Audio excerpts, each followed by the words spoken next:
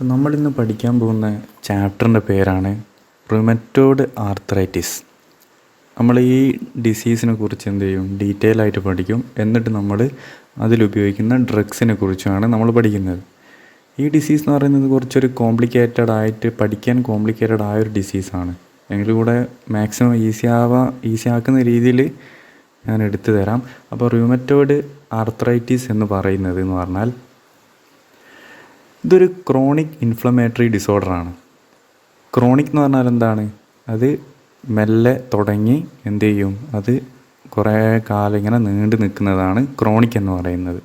Okay, അതൊരു chronic inflammatory ഡിസോർഡറാണ്. അവിടെ എന്താ നടക്കുന്നത്? ഇൻഫ്ലമേഷനാണ് നടക്കുന്നത്. ഓക്കെ, നമ്മുടെ ശരീരത്തിൽ എവിടെയോ ഒരു ഇൻഫ്ലമേഷൻ നടക്കുന്നുണ്ട്. എവിടെയാണ് നടക്കുന്നത്? അത് എഫക്റ്റിംഗ് മെനി ജോയിൻറ്റ്സ് ആണ്. ഓക്കെ, നമ്മുടെ ശരീരത്തിലുള്ള ജോയിൻസിൽ എന്താവുക, ഇൻഫ്ലമേഷൻ ഉണ്ടാവുന്ന ഒരു ക്രോണിക് കണ്ടീഷനാണ് എന്ത്, നമ്മുടെ റുമറ്റോയ്ഡ് ആർത്രൈറ്റിസ് എന്ന് പറയുന്ന അസുഖം. ഓക്കെ, ഇത് മെയിനായിട്ട് കയ്യിലും കാലിലുള്ള ജോയിൻസിലാണ് എന്താവുന്നത്, ഈ ഒരു ഇൻഫ്ലമേഷൻ ഉണ്ടാവുന്നത്. ഇത് ഭയങ്കര പെയിൻഫുൾ കണ്ടീഷൻ ആയിരിക്കും. അതുപോലെ തന്നെ എന്തായിരിക്കും, ബോണൊക്കെ ചിലപ്പോൾ നശിച്ചു പോവും. ബോണ് അതുപോലെ നമ്മുടെ ജോയിൻസിലെ കാർട്ടിലേജൊക്കെ എന്തായി പോവുക, നശിച്ചു പോയിട്ട് അതൊക്കെ നമ്മുടെ കൈയിൻ്റെയും കാലിൻ്റെയൊക്കെ ആ ഒരു ജോയിൻസിൻ്റെയും ബോണിൻ്റെയൊക്കെ ഷേപ്പൊക്കെ വേറെ രീതിയിലായി പോവുക. ആ ഒരു കണ്ടീഷനാണെന്ത്, ഈ റുമറ്റോയ്ഡ് ആർത്രൈറ്റിസ് എന്ന് പറയുന്നത്. ഈ റുമറ്റോയ്ഡ് ആർത്രൈറ്റിസ് എന്ന് പറയുന്നത് എന്താണ്? നമ്മുടെ ശരീരത്തിലെ ഇമ്മ്യൂൺ സിസ്റ്റം തന്നെ എന്ത് ചെയ്യുക, നമ്മുടെ സെൽസിനെ തന്നെ അറ്റാക്ക് ചെയ്യുക. ശരിക്കും നമ്മുടെ ഇമ്മ്യൂൺ സിസ്റ്റം എന്തിനുള്ളതാണ്? പുറത്ത് നിന്ന് എന്തെങ്കിലും ഒരു സാധനം, അതിന് ആൻറ്റിജൻ എന്ന് പറയും. പുറത്തുനിന്ന് ഒരു ആൻറ്റിജൻ നമ്മുടെ ശരീരത്തിലേക്ക് കടന്നു വന്നാൽ അതിനെ അറ്റാക്ക് ചെയ്യാനുള്ള സിസ്റ്റമാണ് നമ്മുടെ ഇമ്മ്യൂൺ സിസ്റ്റം. ഈ ഇമ്മ്യൂൺ സിസ്റ്റം എന്ത് ചെയ്യുക, തെറ്റിദ്ധരിക്കപ്പെടുക. നമ്മുടെ ജോയിൻസിലുള്ള ഒരു സംഭവം ഉണ്ട്, അത് ഞാൻ പറഞ്ഞുതരാം. അതെന്ത് ചെയ്യുക, പുറത്തു നിന്ന് വന്നതാണെന്ന് കരുതിയിട്ട്, അതൊരു ആൻറ്റിജൻ ആണെന്ന് കരുതിയിട്ട് നമ്മൾ തന്നെ എന്ത് ചെയ്യുക, നമ്മുടെ ഇമ്മ്യൂൺ സിസ്റ്റം തന്നെ അതിനെ നശിപ്പിക്കുക. ഓക്കെ, അതിനാണ് എന്ത് പറയുന്നത്, ഓട്ടോ ഇമ്മ്യൂൺ ഡിസോർഡർ എന്ന് പറയും. ഓട്ടോ ഇമ്മ്യൂൺ ഡിസോർഡർ എന്ന് പറഞ്ഞാൽ എന്താണ്? നമ്മുടെ ഇമ്മ്യൂൺ സിസ്റ്റം തന്നെ നമ്മുടെ സ്വന്തം ആൾക്കാരെ, അതായത് നമ്മുടെ സ്വന്തം ശരീരത്തിലുള്ള ഭാഗങ്ങളെ എന്ത് ചെയ്യുക, നശിപ്പിക്കുന്നതിനാണ് ഓട്ടോ ഇമ്മ്യൂൺ ഡിസോർഡർ എന്ന് പറയുന്നത്. അത് ജോയിൻസിനെയാണ് നശിപ്പിക്കുന്നതെങ്കിൽ അതിന് റുമറ്റോയ്ഡ് ആർത്രൈറ്റിസ് എന്ന് പറയും. ഓക്കെ, ഇനി ഓട്ടോ ഇമ്മ്യൂൺ ഡിസോർഡറിന് വേറൊരു എക്സാമ്പിളാണ് സോറിയാസിസ്. സോറിയാസിസ് എന്ന് പറഞ്ഞാൽ സ്കിന്നിൽ വരുന്ന ഇൻഫെക്ഷനാണ്. ഓക്കെ, സ്കിന്നിന് എന്താവുക, നശിപ്പിച്ച് കളയുക, നമ്മുടെ സ്കിന്നിനെ നശിപ്പിക്കുക. അപ്പോൾ റുമറ്റോയ്ഡ് ആർത്രൈറ്റിസിൻ്റെ കുറച്ചൊരു പിക്ചർ ഞാൻ കാണിച്ചു തരാം. ഈ ബോണൊക്കെ കണ്ടില്ലേ, ഈ ജോയിൻസൊക്കെ എന്തായിരിക്കും, സ്റ്റിഫായിരിക്കും. അവർക്ക് ഈ ആ ഒരു ജോയിൻസൊക്കെ അനക്കാനൊക്കെ ഭയങ്കര ബുദ്ധിമുട്ടായിരിക്കും. അതിൻ്റെ ഷേപ്പ് തന്നെ മാറിപ്പോവും. കണ്ടില്ലേ, ഇതിന് ഡീഫോർമാറ്റി എന്നാണ് പറയുക. കാരണം അതിൻ്റെ ഷേപ്പ് മാറുന്നത് കൊണ്ട്. ഓക്കെ, പല ഷേപ്പായി പോവും. കാരണം എന്താണ്, നമ്മുടെ ജോയിൻസ് കറക്റ്റ് പ്രോപ്പറായിട്ട് വർക്ക് ചെയ്യില്ല. അതുപോലെ തന്നെ ജോയിൻസൊക്കെ നശിച്ചു പോവും. പിന്നെ അവിടെയുള്ള എല്ലും അതായത് ബോണും ഇറോഷൻ സംഭവിക്കും. അത് കാരണം ഭയങ്കര ബുദ്ധിമുട്ടായിരിക്കും. അതിനാണ് എന്ത് പറയുന്നത്, റുമറ്റോയ്ഡ് ആർത്രൈറ്റിസ് എന്ന് പറയുന്നത്. ഓക്കെ, അപ്പോൾ ഇത് പറയുന്നതിൻ്റെ മുന്നേ നിങ്ങൾക്ക് കറക്റ്റ് കാര്യങ്ങൾ മനസ്സിലാകാൻ വേണ്ടിയിട്ട് ആദ്യം നമ്മൾ എന്തറിഞ്ഞിരിക്കണം, എന്താണ് ഇമ്മ്യൂൺ റെസ്പോൺസ് എന്ന് അറിഞ്ഞിരിക്കണം. എന്താണ് ഇമ്മ്യൂൺ റെസ്പോൺസ്? സിമ്പിളായിട്ട് പറയുകയാണെങ്കിൽ ഇമ്മ്യൂൺ റെസ്പോൺസ് എന്ന് പറഞ്ഞാൽ ഇത്രയേ ഉള്ളൂ. ഞാനിപ്പോൾ ഒരു എക്സാമ്പിൾ പറയാം. നമ്മുടെ ഒരു പുറത്തുനിന്ന് വരികയാണ്, ഒരു മൈക്രോ ഓർഗാനിസം വരികയാണ്. ഓക്കെ, ഒരു മൈക്രോ ഓർഗാനിസം, ഒരു ബാക്ടീരിയ ആയിക്കോട്ടെ. ഇതൊരു ബാക്ടീരിയ എന്ന് വിചാരിക്കുക. ഈ ബാക്ടീരിയ എന്താണ്, പുറത്തു നിന്ന് നമ്മുടെ ശരീരത്തിലേക്ക് കയറുകയാണ്. അതിനെ നമുക്ക് ആൻറ്റിജൻ എന്ന് വിളിക്കാം. ആൻറ്റിജൻ എന്ന് പറഞ്ഞാൽ എന്താണ്, അതായത് പുറത്തു നിന്ന് വരുന്ന സാധനത്തിനാണ് എന്ത് പറയുക, ആൻറ്റിജൻ എന്ന് പറയുന്നത്. അപ്പോൾ നമ്മുടെ ബാക്ടീരിയ, അതായത് പുറത്തുനിന്ന് വന്ന ബാക്ടീരിയ, അതിനെ നമുക്ക് ആൻറ്റിജൻ എന്ന് വിളിക്കാം. അപ്പോൾ ഇതെന്ത് ചെയ്യും, നമ്മുടെ ശരീരത്തിലേക്ക് കയറിയാൽ നമ്മുടെ ശരീരത്തിൽ, നമ്മുടെ ബോഡിയിലുള്ള ഒരു ഇമ്മ്യൂൺ സെൽസിൽ വരുന്ന ഒരാളാണ് ആൻറ്റിജൻ പ്രസൻറ്റിങ് സെൽ, APC എന്ന് പറയും. Antigen presenting cell, APC. ഇതിനെന്തുണ്ട്, റിസപ്റ്റർ ഉണ്ട്. ഓക്കെ, ഇതിന് ബൈൻഡ് ചെയ്യാനുള്ള റിസപ്റ്റർ ഉണ്ട്.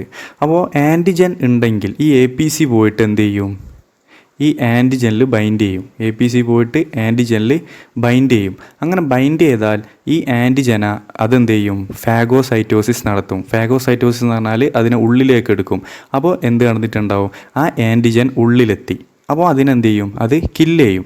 എന്നാലും ആൻറ്റിജൻ കുറേ വന്നിട്ടുണ്ടാവും. ഓക്കെ, അപ്പോൾ ഒരു ആൻറ്റിജൻ എന്ത് ചെയ്യുക, ഒന്നല്ല അതിൻ്റെ പാർട്സ്, ആ ആൻറ്റിജൻ്റെ പാർട്സ് ഈ പുറത്തുണ്ടാവും, APCയുടെ സർഫസിലുണ്ടാവും. ഓക്കെ, APCയുടെ സർഫസിൽ എന്തുണ്ടാവും, അതിൻ്റെ ഒരു പാർട്ട് ഉണ്ടാവും. നിങ്ങൾക്കിത് സിമ്പിളായിട്ട് പറഞ്ഞു തരാണേ. അപ്പോൾ എന്താണ്, ആൻറ്റിജൻ്റെ ഒരു പാർട്ട് എവിടെ ഉണ്ട്, APCയുടെ സർഫസിലുണ്ട്. ഇനി നമ്മുടെ ശരീരത്തിലുള്ള ഒരു അടുത്തൊരു ഇമ്മ്യൂൺ സെല്ലാണ് എന്ത്, T ഹെൽപ്പർ സെൽ എന്ന് പറയുന്നത്. T helper cell. Okay, T helper cell. ഈ T ഹെൽപ്പർ സെൽ എന്താ ചെയ്യുക എന്ന് പറഞ്ഞാൽ, ഇത് എന്ത് ചെയ്യും, കണ്ടിന്യൂസ് ആയിട്ട് നമ്മുടെ ശരീരത്തിലുള്ള APC, അതായത് ആൻറ്റിജൻ പ്രസൻറ്റിങ് സെല്ലിനെ എന്ത് ചെയ്യും, ഇങ്ങനെ സ്കാൻ ചെയ്തുകൊണ്ടിരിക്കും. സ്കാൻ ചെയ്യാന്ന് പറഞ്ഞാൽ ഇപ്പോൾ നമ്മളിപ്പോൾ മാളിലേക്കൊക്കെ പോവുകയാണെങ്കിൽ നമ്മുടെ എന്ത് ചെയ്യും, ഡിറ്റക്ടർ വെച്ചിട്ട് സ്കാൻ ചെയ്യാറില്ലേ, ആ ഒരു സെയിം സംഭവം തന്നെ ആണ് ആര് ചെയ്യുക, നമ്മുടെ ഈ T ഹെൽപ്പർ സെല്ല് എന്ന് പറയും. T helper cell. Okay, T helper cell. Okay, ഇനി CD4+ T ഹെൽപ്പർ സെൽ എന്നും പറയാറുണ്ട്. നമുക്ക് T ഹെൽപ്പർ സെൽ എന്ന് പഠിച്ചാൽ മതി. ഓക്കെ, അപ്പോൾ T ഹെൽപ്പർ സെൽ എന്താ ചെയ്യുക, ഇതിനെ സ്കാൻ ചെയ്യും. അപ്പോൾ സ്കാൻ ചെയ്യുന്നതിന് എന്ത് മനസ്സിലാവും, ഇവിടെ ഒരു ഫോറിൻ പാർട്ടിക്കിൾ ഉണ്ട് എന്ന് മനസ്സിലാവും. അപ്പോൾ ഇതെന്ത് ചെയ്യും, ഇതുമായിട്ട് അങ്ങ് അറ്റാച്ച് ചെയ്യും. ഓക്കെ, ഇത് അറ്റാച്ച് ചെയ്യും. ഈ നമ്മുടെ T ഹെൽപ്പർ സെൽ എന്ത് ചെയ്യും, ആൻറ്റിജൻ പ്രസൻറ്റിങ് സെല്ലുമായിട്ട് അറ്റാച്ച് ചെയ്യും. അതായത് ഇവിടെ ആരുള്ളത് കൊണ്ട്, ആൻറ്റിജൻ ഉള്ളത് കൊണ്ട് എന്ത് ചെയ്യും, T ഹെൽപ്പർ സെൽ എന്തായി, ആക്റ്റീവായി. ഇപ്പോൾ എന്താ നടന്നത്, ഇവിടെ ഇപ്പോൾ T ഹെൽപ്പർ സെൽ എന്തായിട്ടുണ്ട്, ആക്റ്റീവായിട്ടുണ്ട്. അപ്പോൾ ഈ T ഹെൽപ്പർ സെല്ല്, ആക്റ്റീവായ T ഹെൽപ്പർ സെല്ല് എന്ത് ചെയ്യും, ഡിവൈഡ് ചെയ്യും, രണ്ടായിട്ട് ഡിവൈഡ് ചെയ്യും. ഓക്കെ, ഇനിയാണ് നിങ്ങളിനി ശ്രദ്ധിക്കേണ്ടത്. ഓക്കെ, അപ്പോൾ T ഹെൽപ്പർ സെൽ എന്തായിട്ടുണ്ട്, ഡിവൈഡ് ചെയ്തിട്ടുണ്ട്. എന്തായിട്ട്, രണ്ടായിട്ട്. അതിൽ ഒന്നാരാണ്, അതിൽ ഒന്ന് എന്ന് പറഞ്ഞാൽ എന്താണ്, T ഹെൽപ്പർ 1 ആണ്. ഓക്കെ, T1 എന്ന് വിളിക്കാം. T ഹെൽപ്പർ 1 സെല്ലായിട്ട് ഇത് എന്ത് ചെയ്ത് ഡിവൈഡ് ചെയ്തിട്ട് T ഹെൽപ്പർ 1 ആവും. അതുപോലെ തന്നെ T ഹെൽപ്പർ 2 ആയിട്ട് മാറി. അപ്പോൾ T ഹെൽപ്പർ 1 ആയിട്ടുണ്ട്, അതുപോലെ T ഹെൽപ്പർ 2 ആയിട്ടും ഉണ്ട്. ഇനി ഈ T ഹെൽപ്പർ 2, അതായത് ഇത് ഡിവൈഡ് ചെയ്തിട്ടുള്ള ഈ T ഹെൽപ്പർ 2 എന്താ ചെയ്യുക, അത് inflammatory mediators. Okay, inflammatory mediators എന്ന് പറഞ്ഞാൽ എന്താ, ഇൻഫ്ലമേഷൻ ഉണ്ടാക്കുന്ന ആൾക്കാരാണ്. നമ്മുടെ ശരീരത്തിൽ ഇൻഫ്ലമേഷൻ ഉണ്ടാക്കുന്ന ആൾക്കാരാണ്. എന്തിനാ, അതായത് പുറത്തുനിന്നൊക്കെ ഒരു സാധനം വന്നാൽ നമുക്ക് എന്തുണ്ടാവും, ഇൻഫ്ലമേഷൻ ഉണ്ടാവും. ആ ഇൻഫ്ലമേഷൻ ഉണ്ടാവുന്നത് എന്തിനാണ്, അതിനെ കില്ല് ചെയ്യാൻ വേണ്ടിയിട്ടാണ്. അപ്പോൾ ഇൻഫ്ലമേറ്ററി മീഡിയേറ്റേഴ്സ് റിലീസ് ചെയ്യും. ആര്, ഈ T ഹെൽപ്പർ 2 എന്ന് പറയുന്നത്. ആ ഇൻഫ്ലമേറ്ററി മീഡിയേറ്റേഴ്സിൽ വരുന്നതാണ് ഇൻ്റർലൂക്കിൻ. ഓക്കെ, ഇൻ്റർലൂക്കിൻ 17, ഇൻ്റർലൂക്കിൻ 17 എന്താണ്, T ഹെൽപ്പർ 2 സെല്ല് എന്ത് റിലീസ് ചെയ്യുന്നതാണ്. ഇത് എന്താ നൽകുക, നമ്മുടെ ഈ T ഹെൽപ്പർ 2 സെല്ല് നമുക്ക് നൽകുന്ന ഇമ്മ്യൂൺ റെസ്പോൺസ് എന്ന് പറയുന്നത്, അതിന് പറയുന്നതാണ് സെൽ മീഡിയേറ്റഡ് ഇമ്മ്യൂൺ റെസ്പോൺസ് എന്ന് പറയും. Okay, cell mediated immune response ആണ് ആര് നൽകുന്നത്, T2ൻ്റെ സഹായത്തോടെ കിട്ടുന്നത്. ഓക്കെ, T2ൻ്റെ സഹായത്തോടെ കിട്ടുന്നത് ഏതാ, സെൽ മീഡിയേറ്റഡ് ആണ്. ഓക്കെ, അതവിടെ നിൽക്കട്ടെ. നമുക്ക് ആവശ്യമുള്ളതെന്ന് പറഞ്ഞാൽ ഏതാണ്, T1 ആണ്. Okay, T1. അപ്പോൾ T1 എന്താ ചെയ്യുന്നത് നോക്കാം. നമുക്ക് T1 എന്താ ചെയ്യുന്നത്, CD4+, അതായത് T ഹെൽപ്പർ സെല്ല് രണ്ടായിട്ടുണ്ട്, T1ഉം T2ഉം. T2 എന്താ ചെയ്യുക, ഇൻ്റർലൂക്കിൻ 17 റിലീസ് ചെയ്യുന്നുണ്ട്. ഇതൊരു ഇൻഫ്ലമേറ്ററി മീഡിയേറ്റർ ആണ്. ഇൻഫ്ലമേറ്ററി മീഡിയേറ്റർ ആയതുകൊണ്ട് അതെന്ത് ചെയ്യും, ഇൻഫ്ലമേഷൻ കോസ് ചെയ്യും. ഓക്കെ, അപ്പോൾ നമ്മുടെ ശരീരത്തിൽ എന്തായിട്ടുണ്ട്, ഇപ്പോൾ ഒരു മൈക്രോ ഓർഗാനിസം കയറി. ആ മൈക്രോ ഓർഗാനിസം കയറിയത് കൊണ്ട്, അതായത് നമ്മൾ ഫസ്റ്റ് പറഞ്ഞത് ബാക്ടീരിയ കയറിയിട്ടുണ്ട്. ആ ബാക്ടീരിയ ആൻറ്റിജൻ പ്രസൻറ്റിങ് സെല്ലിൽ ബൈൻഡ് ചെയ്യും. എന്നിട്ട് T ഹെൽപ്പർ സെല്ല് ആക്റ്റീവ് ആവും. T ഹെൽപ്പർ സെല്ല് ആക്റ്റീവ് ആയാൽ എന്താകും, T1ഉം T2 ആയിട്ട് ഡിവൈഡ് ചെയ്യും. അതിൽ T2 എന്തിനാ റിലീസ് ചെയ്യും, ഇൻ്റർലൂക്കിൻ 17 റിലീസ് ചെയ്യും. ആ ഇൻ്റർലൂക്കിൻ 17 റിലീസ് ചെയ്യുന്നത് കൊണ്ട് എന്താണ്, ഇൻ്റർലൂക്കിൻ 17 എന്ന് പറഞ്ഞാൽ എന്താണ്, ഇൻഫ്ലമേറ്ററി മീഡിയേറ്റർ ആണ്. അതുകൊണ്ട് നമുക്ക് ഇൻഫ്ലമേഷൻ നടന്നിട്ടുണ്ടാവും. അത് ഇൻ്റർലൂക്കിൻ 17 കാരണമാണ്. ഓക്കെ, ഇനി അപ്പോൾ T1 എന്തൊക്കെയാണ് ചെയ്യുന്നത് നോക്കാം. T1 ചെയ്യുക എന്ന് പറഞ്ഞാൽ,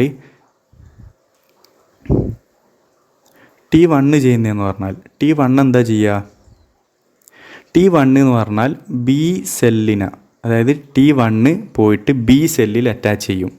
B സെൽ എന്ന് പറഞ്ഞാൽ അടുത്തൊരു സെല്ലാണ് ബി സെൽ. ഒരു മിനിറ്റ്. അപ്പം T1 എന്താ ചെയ്യുക, ബി സെല്ലുമായിട്ട് ബി സെല്ലിനെ ആക്ടിവേറ്റ് ചെയ്യും. അങ്ങനെ പഠിച്ചാൽ മതി. ഓക്കെ, ഇത് ബി സെല്ലാന്ന് വിചാരിക്കുക. ഓക്കെ, T1 എന്താ ചെയ്യുക, ബി സെല്ലിനെ ആക്ടിവേറ്റ് ചെയ്യും. ബി സെല്ല് ആക്റ്റീവായാൽ എന്താ സംഭവിക്കുക എന്നുള്ളതാണ് നമുക്കിനി പഠിക്കേണ്ടത്. ഓക്കെ,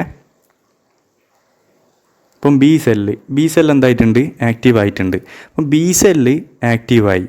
ഇനി ഈ ബി സെല്ല് എന്താവും, ഡിവൈഡ് ചെയ്യും. ബി സെല്ല് ആക്റ്റീവായാൽ ബി സെല്ല് ഡിവൈഡ് ചെയ്യും. അപ്പം ബി സെല്ല് എന്തായി, ഡിവൈഡ് ചെയ്ത്. ഓക്കെ, ബി സെല്ല് ഡിവൈഡ് ചെയ്തിട്ടുണ്ട്. ഇനി ബി സെല്ല് എന്ത് ചെയ്യും, വീണ്ടും ഡിവൈഡ് ചെയ്യും. എന്നിട്ട് എന്ത് ഫോം ചെയ്യും, പ്ലാസ്മ സെല്ല് ഫോം ചെയ്യും.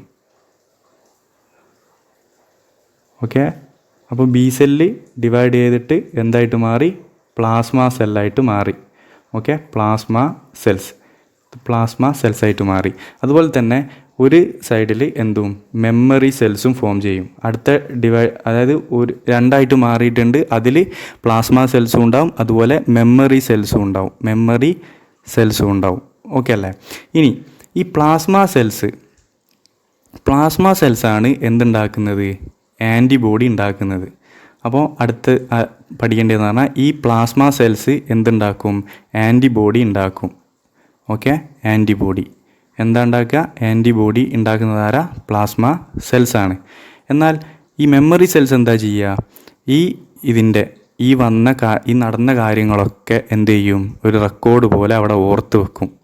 ഓക്കെ, അതായത് മെമ്മറി സെൽ എന്ന് പറഞ്ഞാൽ അതിൻ്റെ മെമ്മറി അവിടെ ഉണ്ടാവും. ഓക്കെ, റെക്കോർഡ് കീപ്പ് ചെയ്യുന്ന പോലെ അവിടെ എന്ത് ചെയ്യും, നമ്മുടെ ഈ നടന്ന കാര്യങ്ങളൊക്കെ അവിടെ റെക്കോർഡഡ് ആയിട്ടുണ്ടാവും. അപ്പോൾ ഇപ്പോൾ എന്തുണ്ടായിട്ടുണ്ട്, ആൻറ്റിബോഡി ഉണ്ടായിട്ടുണ്ട്. ഈ ആൻറ്റിബോഡി എന്താ ചെയ്യുക, ഈ ആൻറ്റിബോഡി എന്ന് പറഞ്ഞാൽ ഇത്രയും സിമ്പിളാണ്. ഈ ആൻറ്റിബോഡി എന്ത് ചെയ്യും, ഈ ആൻറ്റിബോഡി എന്തിനെതിരെ ഉണ്ടായതാണ്, നമ്മുടെ ഫസ്റ്റ് വന്ന ബാക്ടീരിയക്കെതിരെ ഉണ്ടായ ആൻറ്റിബോഡിയാണ്.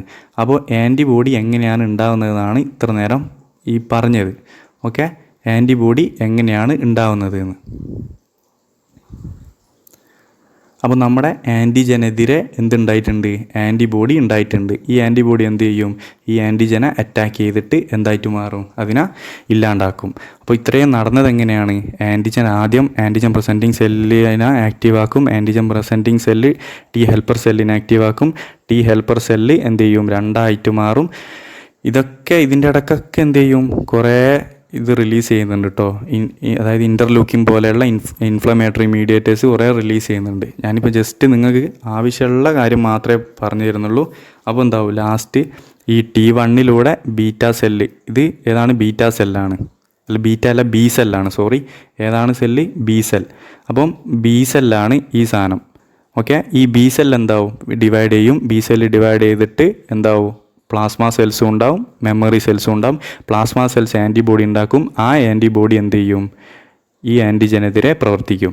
ഇനി ഈ ആൻറ്റിജൻ എന്താവും, അങ്ങനെ ആൻറ്റിജൻ നമ്മുടെ ശരീരത്തിൽ നിന്ന് ഇല്ലാണ്ടാവും. ആൻറ്റിബോഡി ഉണ്ടായാൽ ആൻറ്റിജനുള്ള എഫക്റ്റ് ഇല്ലാണ്ടാവും, അതിനെ കില്ല് ചെയ്യും. ഇനിയോ ഇത് കഴിഞ്ഞാൽ പിന്നെ കുറേ കാലം കഴിഞ്ഞിട്ട് ഈ ആൻറ്റിജൻ വീണ്ടും നമ്മുടെ ശരീരത്തിലേക്ക് കയറിയാൽ അത് ആര് സെൻസ് ചെയ്യും, നമ്മുടെ മെമ്മറി സെല്ല് സെൻസ് ചെയ്യും. കാരണം ഓൾറെഡി ഇങ്ങനെ ഒരു ആൻറ്റിജൻ വന്നത് ഓൾറെഡി റെക്കോർഡഡ് ആണ്. അങ്ങനെ റെക്കോർഡഡ് ആയതുകൊണ്ട് ഇത് സെൻസ് ചെയ്യുന്നതുകൊണ്ട് എന്ത് ചെയ്യും, പെട്ടെന്ന് തന്നെ നമ്മുടെ ആൻറ്റിബോഡി ഓൾറെഡി ഉണ്ടായിട്ടുണ്ടാവും. ആ ആൻറ്റിബോഡി എന്ത് ചെയ്യും, അങ്ങ് കില്ല് ചെയ്ത് കളയും. ഓക്കെ, അതാണ് ഈ മെമ്മറി സെല്ല് കൊണ്ടുള്ള ഉപകാരം. മെമ്മറി സെൽ എന്താണ്, ശരിക്കും ഇത്രയും നടക്കാൻ കുറച്ച് ദിവസം എടുക്കും, കുറച്ച് ടൈം എടുക്കുന്നുണ്ട്. പക്ഷേ ഓൾറെഡി ഉണ്ടായ ഒരു ആൻറ്റിബോഡി മെമ്മറി സെല്ലിൻ്റെ ഉപകാരത്തോടെ പിന്നെയും അത് വന്നാൽ എന്ത് ചെയ്യും, നമുക്ക് പെട്ടെന്ന് കില്ല് ചെയ്യാൻ പറ്റും. ഇത് സിമ്പിളാണ്. ഇപ്പോൾ ഉദാഹരണം ഞാൻ പറഞ്ഞുതരാം. ഇതിപ്പോൾ ഒരാൾക്ക് ചിക്കൻ പോക്സ് വന്നെന്ന് വിചാരിക്കാം. ഓക്കെ, ചിക്കൻ പോക്സിൻ്റെ ആൻറ്റിജൻ, ചിക്കൻ പോക്സ് വരുന്നത് എന്താണ്, ആൻറ്റിജനാണ്. ഓക്കെ, അപ്പം പുറത്തുനിന്ന് എന്ത് ചെയ്യുന്നുണ്ട്, ഒരു ആൻറ്റിജൻ നമ്മുടെ ശരീരത്തിലേക്ക് കയറി, ചിക്കൻ പോക്സ് കോസ് ചെയ്യുന്ന ഒരു ആൻറ്റിജൻ ഉള്ളിലേക്ക് കയറി. അപ്പോൾ എന്ത് ചെയ്യും, അയാൾക്ക് എന്ത് ചെയ്യും, ചിക്കൻ പോക്സിൻ്റെ സിംറ്റംസൊക്കെ കാണിക്കുന്നുണ്ട്. അപ്പോൾ കാണിക്കുന്ന ആ ഒരു ടൈമിൽ എന്ത് ചെയ്യും, അതിനെതിരെ, അതായത് മാറുമല്ലോ, നമ്മൾ ഈ ചിക്കൻ പോക്സ് മാറുമല്ലോ. ആ മാറുന്നത് എങ്ങനെയാണ്, ഈ പ്രോസസ്സൊക്കെ നടന്നിട്ട് ലാസ്റ്റ് എന്ത് ചെയ്യും, ആൻറ്റിബോഡി ഉണ്ടാവും, അതുപോലെ തന്നെ മെമ്മറി സെൽസും ഉണ്ടാവും. അങ്ങനെ ആൻറ്റിബോഡി ഉണ്ടായാൽ നമ്മുടെ ചിക്കൻ ബോക്സ് കോസ് ചെയ്ത ആൻറ്റിജനെ കില്ല് ചെയ്താലും ആൻറ്റിബോഡി. ഈ മെമ്മറി സെൽ അവിടെ ഉണ്ടാവും. ഇനി ഈ മെമ്മറി സെല്ലിൻ്റെ ഉപകാരം എന്താ? നമുക്ക് കുറേ കാലത്തിന് ശേഷം എന്ത് ചെയ്ത് വീണ്ടും ചിക്കൻ ബോക്സ് കോസ് ചെയ്യുന്ന ആൻറ്റിജൻ നമ്മുടെ ശരീരത്തിലേക്ക് കയറിയാൽ മെമ്മറി സെൽ എന്ത് ചെയ്യും? അത് ഇമ്മ്യൂൺ സിസ്റ്റത്തിനോട് പറയും ഇങ്ങനെ കയറിയിട്ടുണ്ട്, ഓൾറെഡി മെമ്മറി ഓൾറെഡി കയറിയ ആളാണ്, അപ്പോൾ ആൻറ്റിബോഡി ഓൾറെഡി ശരീരത്തിലുണ്ട്, പ്രവർത്തിക്കാൻ സിഗ്നൽ കൊടുക്കും. അങ്ങനെ എന്ത് ചെയ്യും? ഈ ആൻറ്റിബോഡി പെട്ടെന്ന് തന്നെ അതിനെ കില്ല് ചെയ്യും. അതുകൊണ്ട് ചിക്കൻ ബോക്സ് അങ്ങനെ രണ്ടാമത് വരാറില്ല.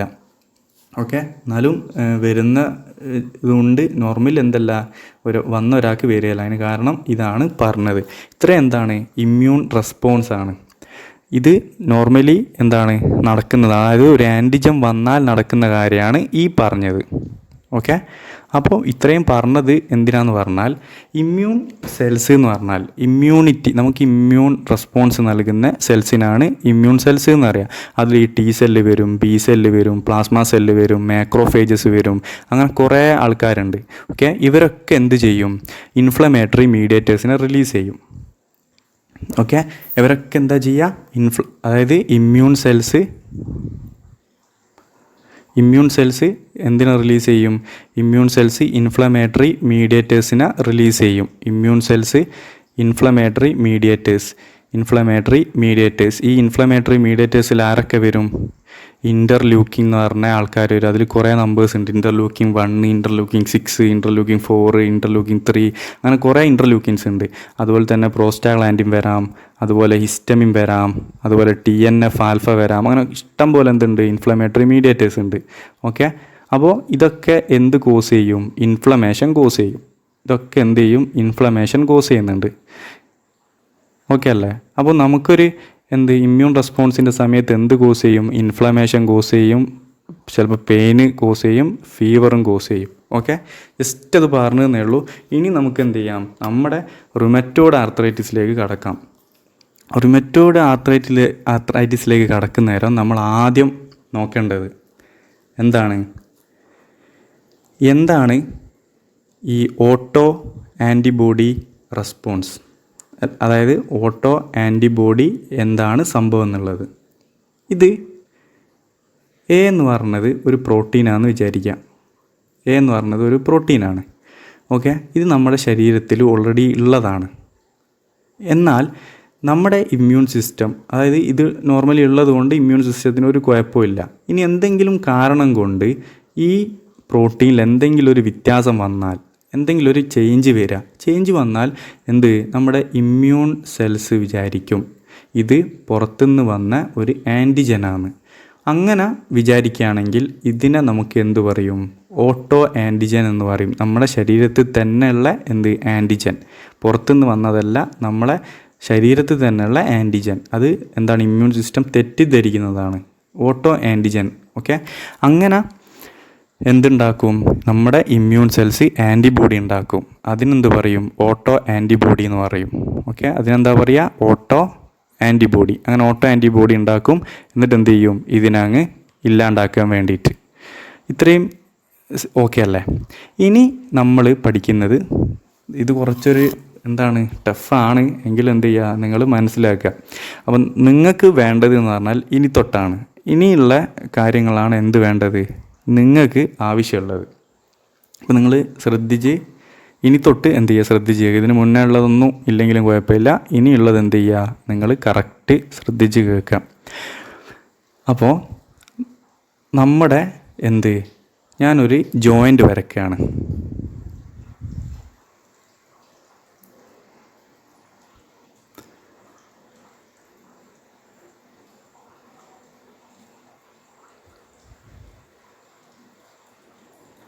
ഇത് ബോണാണ്. ഓക്കെ, നമ്മുടെ ശരീരത്തിലുള്ള 2 ബോണാണ്.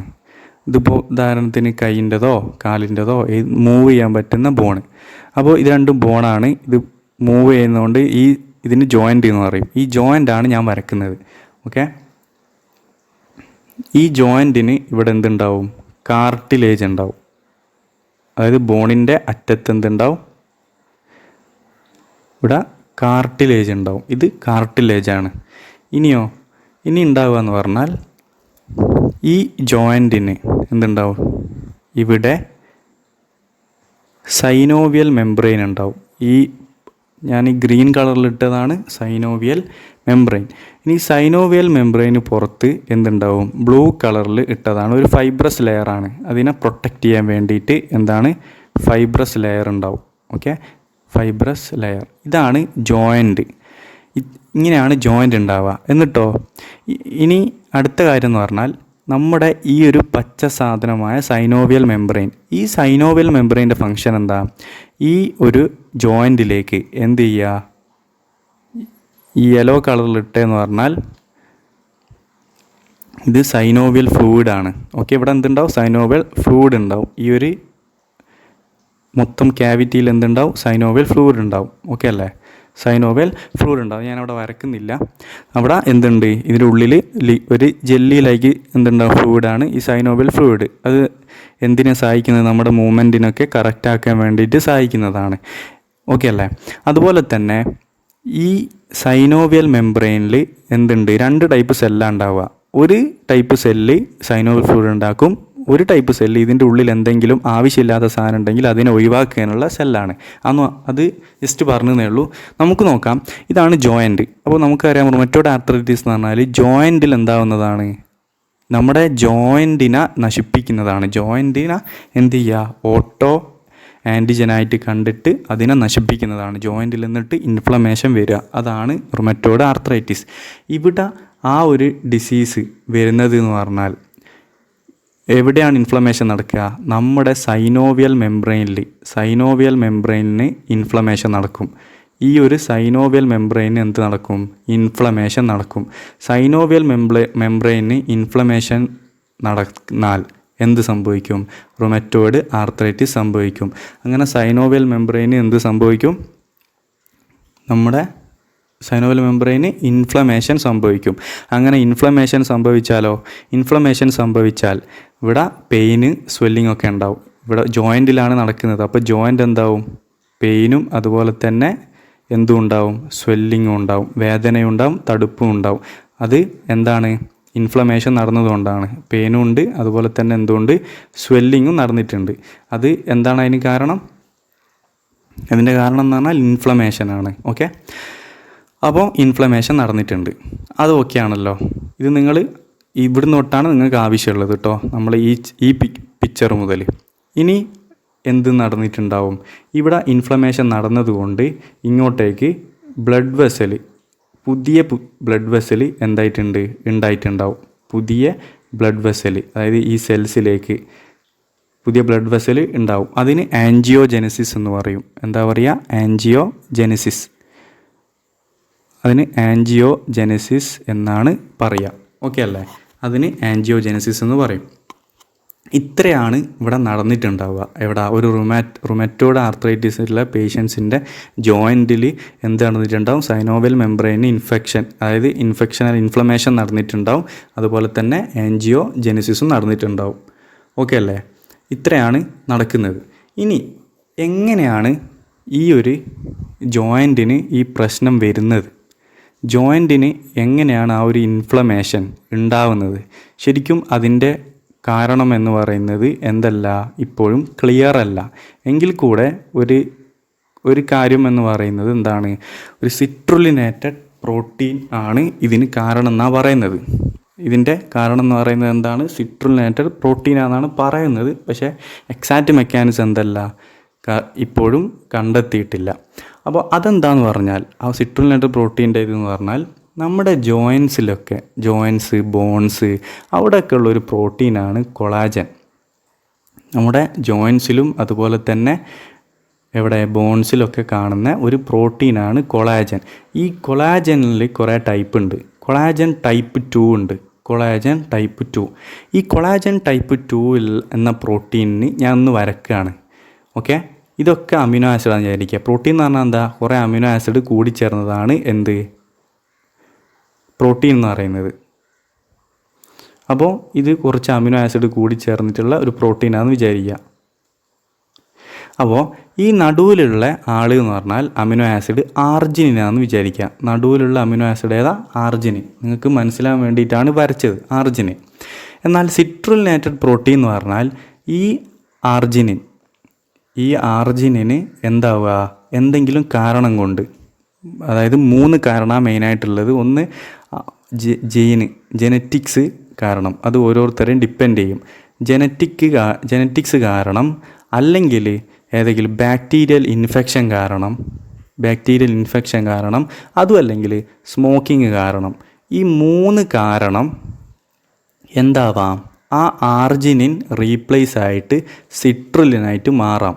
ഒന്നുകിൽ ജനറ്റിക് കാരണം, അല്ലെങ്കിൽ ബാക്ടീരിയൽ ഇൻഫെക്ഷൻ കാരണം, അല്ലെങ്കിൽ സ്മോക്കിംഗ് കാരണം എന്താവാം, ഈ ഒരു അമിനോ ആസിഡിലുള്ള ഈ ഒരു ആർജിനിൻ എന്തായിട്ട് മാറാം, സിട്രുലിനായിട്ട് മാറാം. അപ്പം എന്തായിട്ട് മാറും, റീപ്ലേസ്ഡ് വിത്ത് ഏതാണ്, സിട്രുലിൻ. അപ്പോൾ ഞാനത് വരച്ച് കാണിച്ചു തരാം.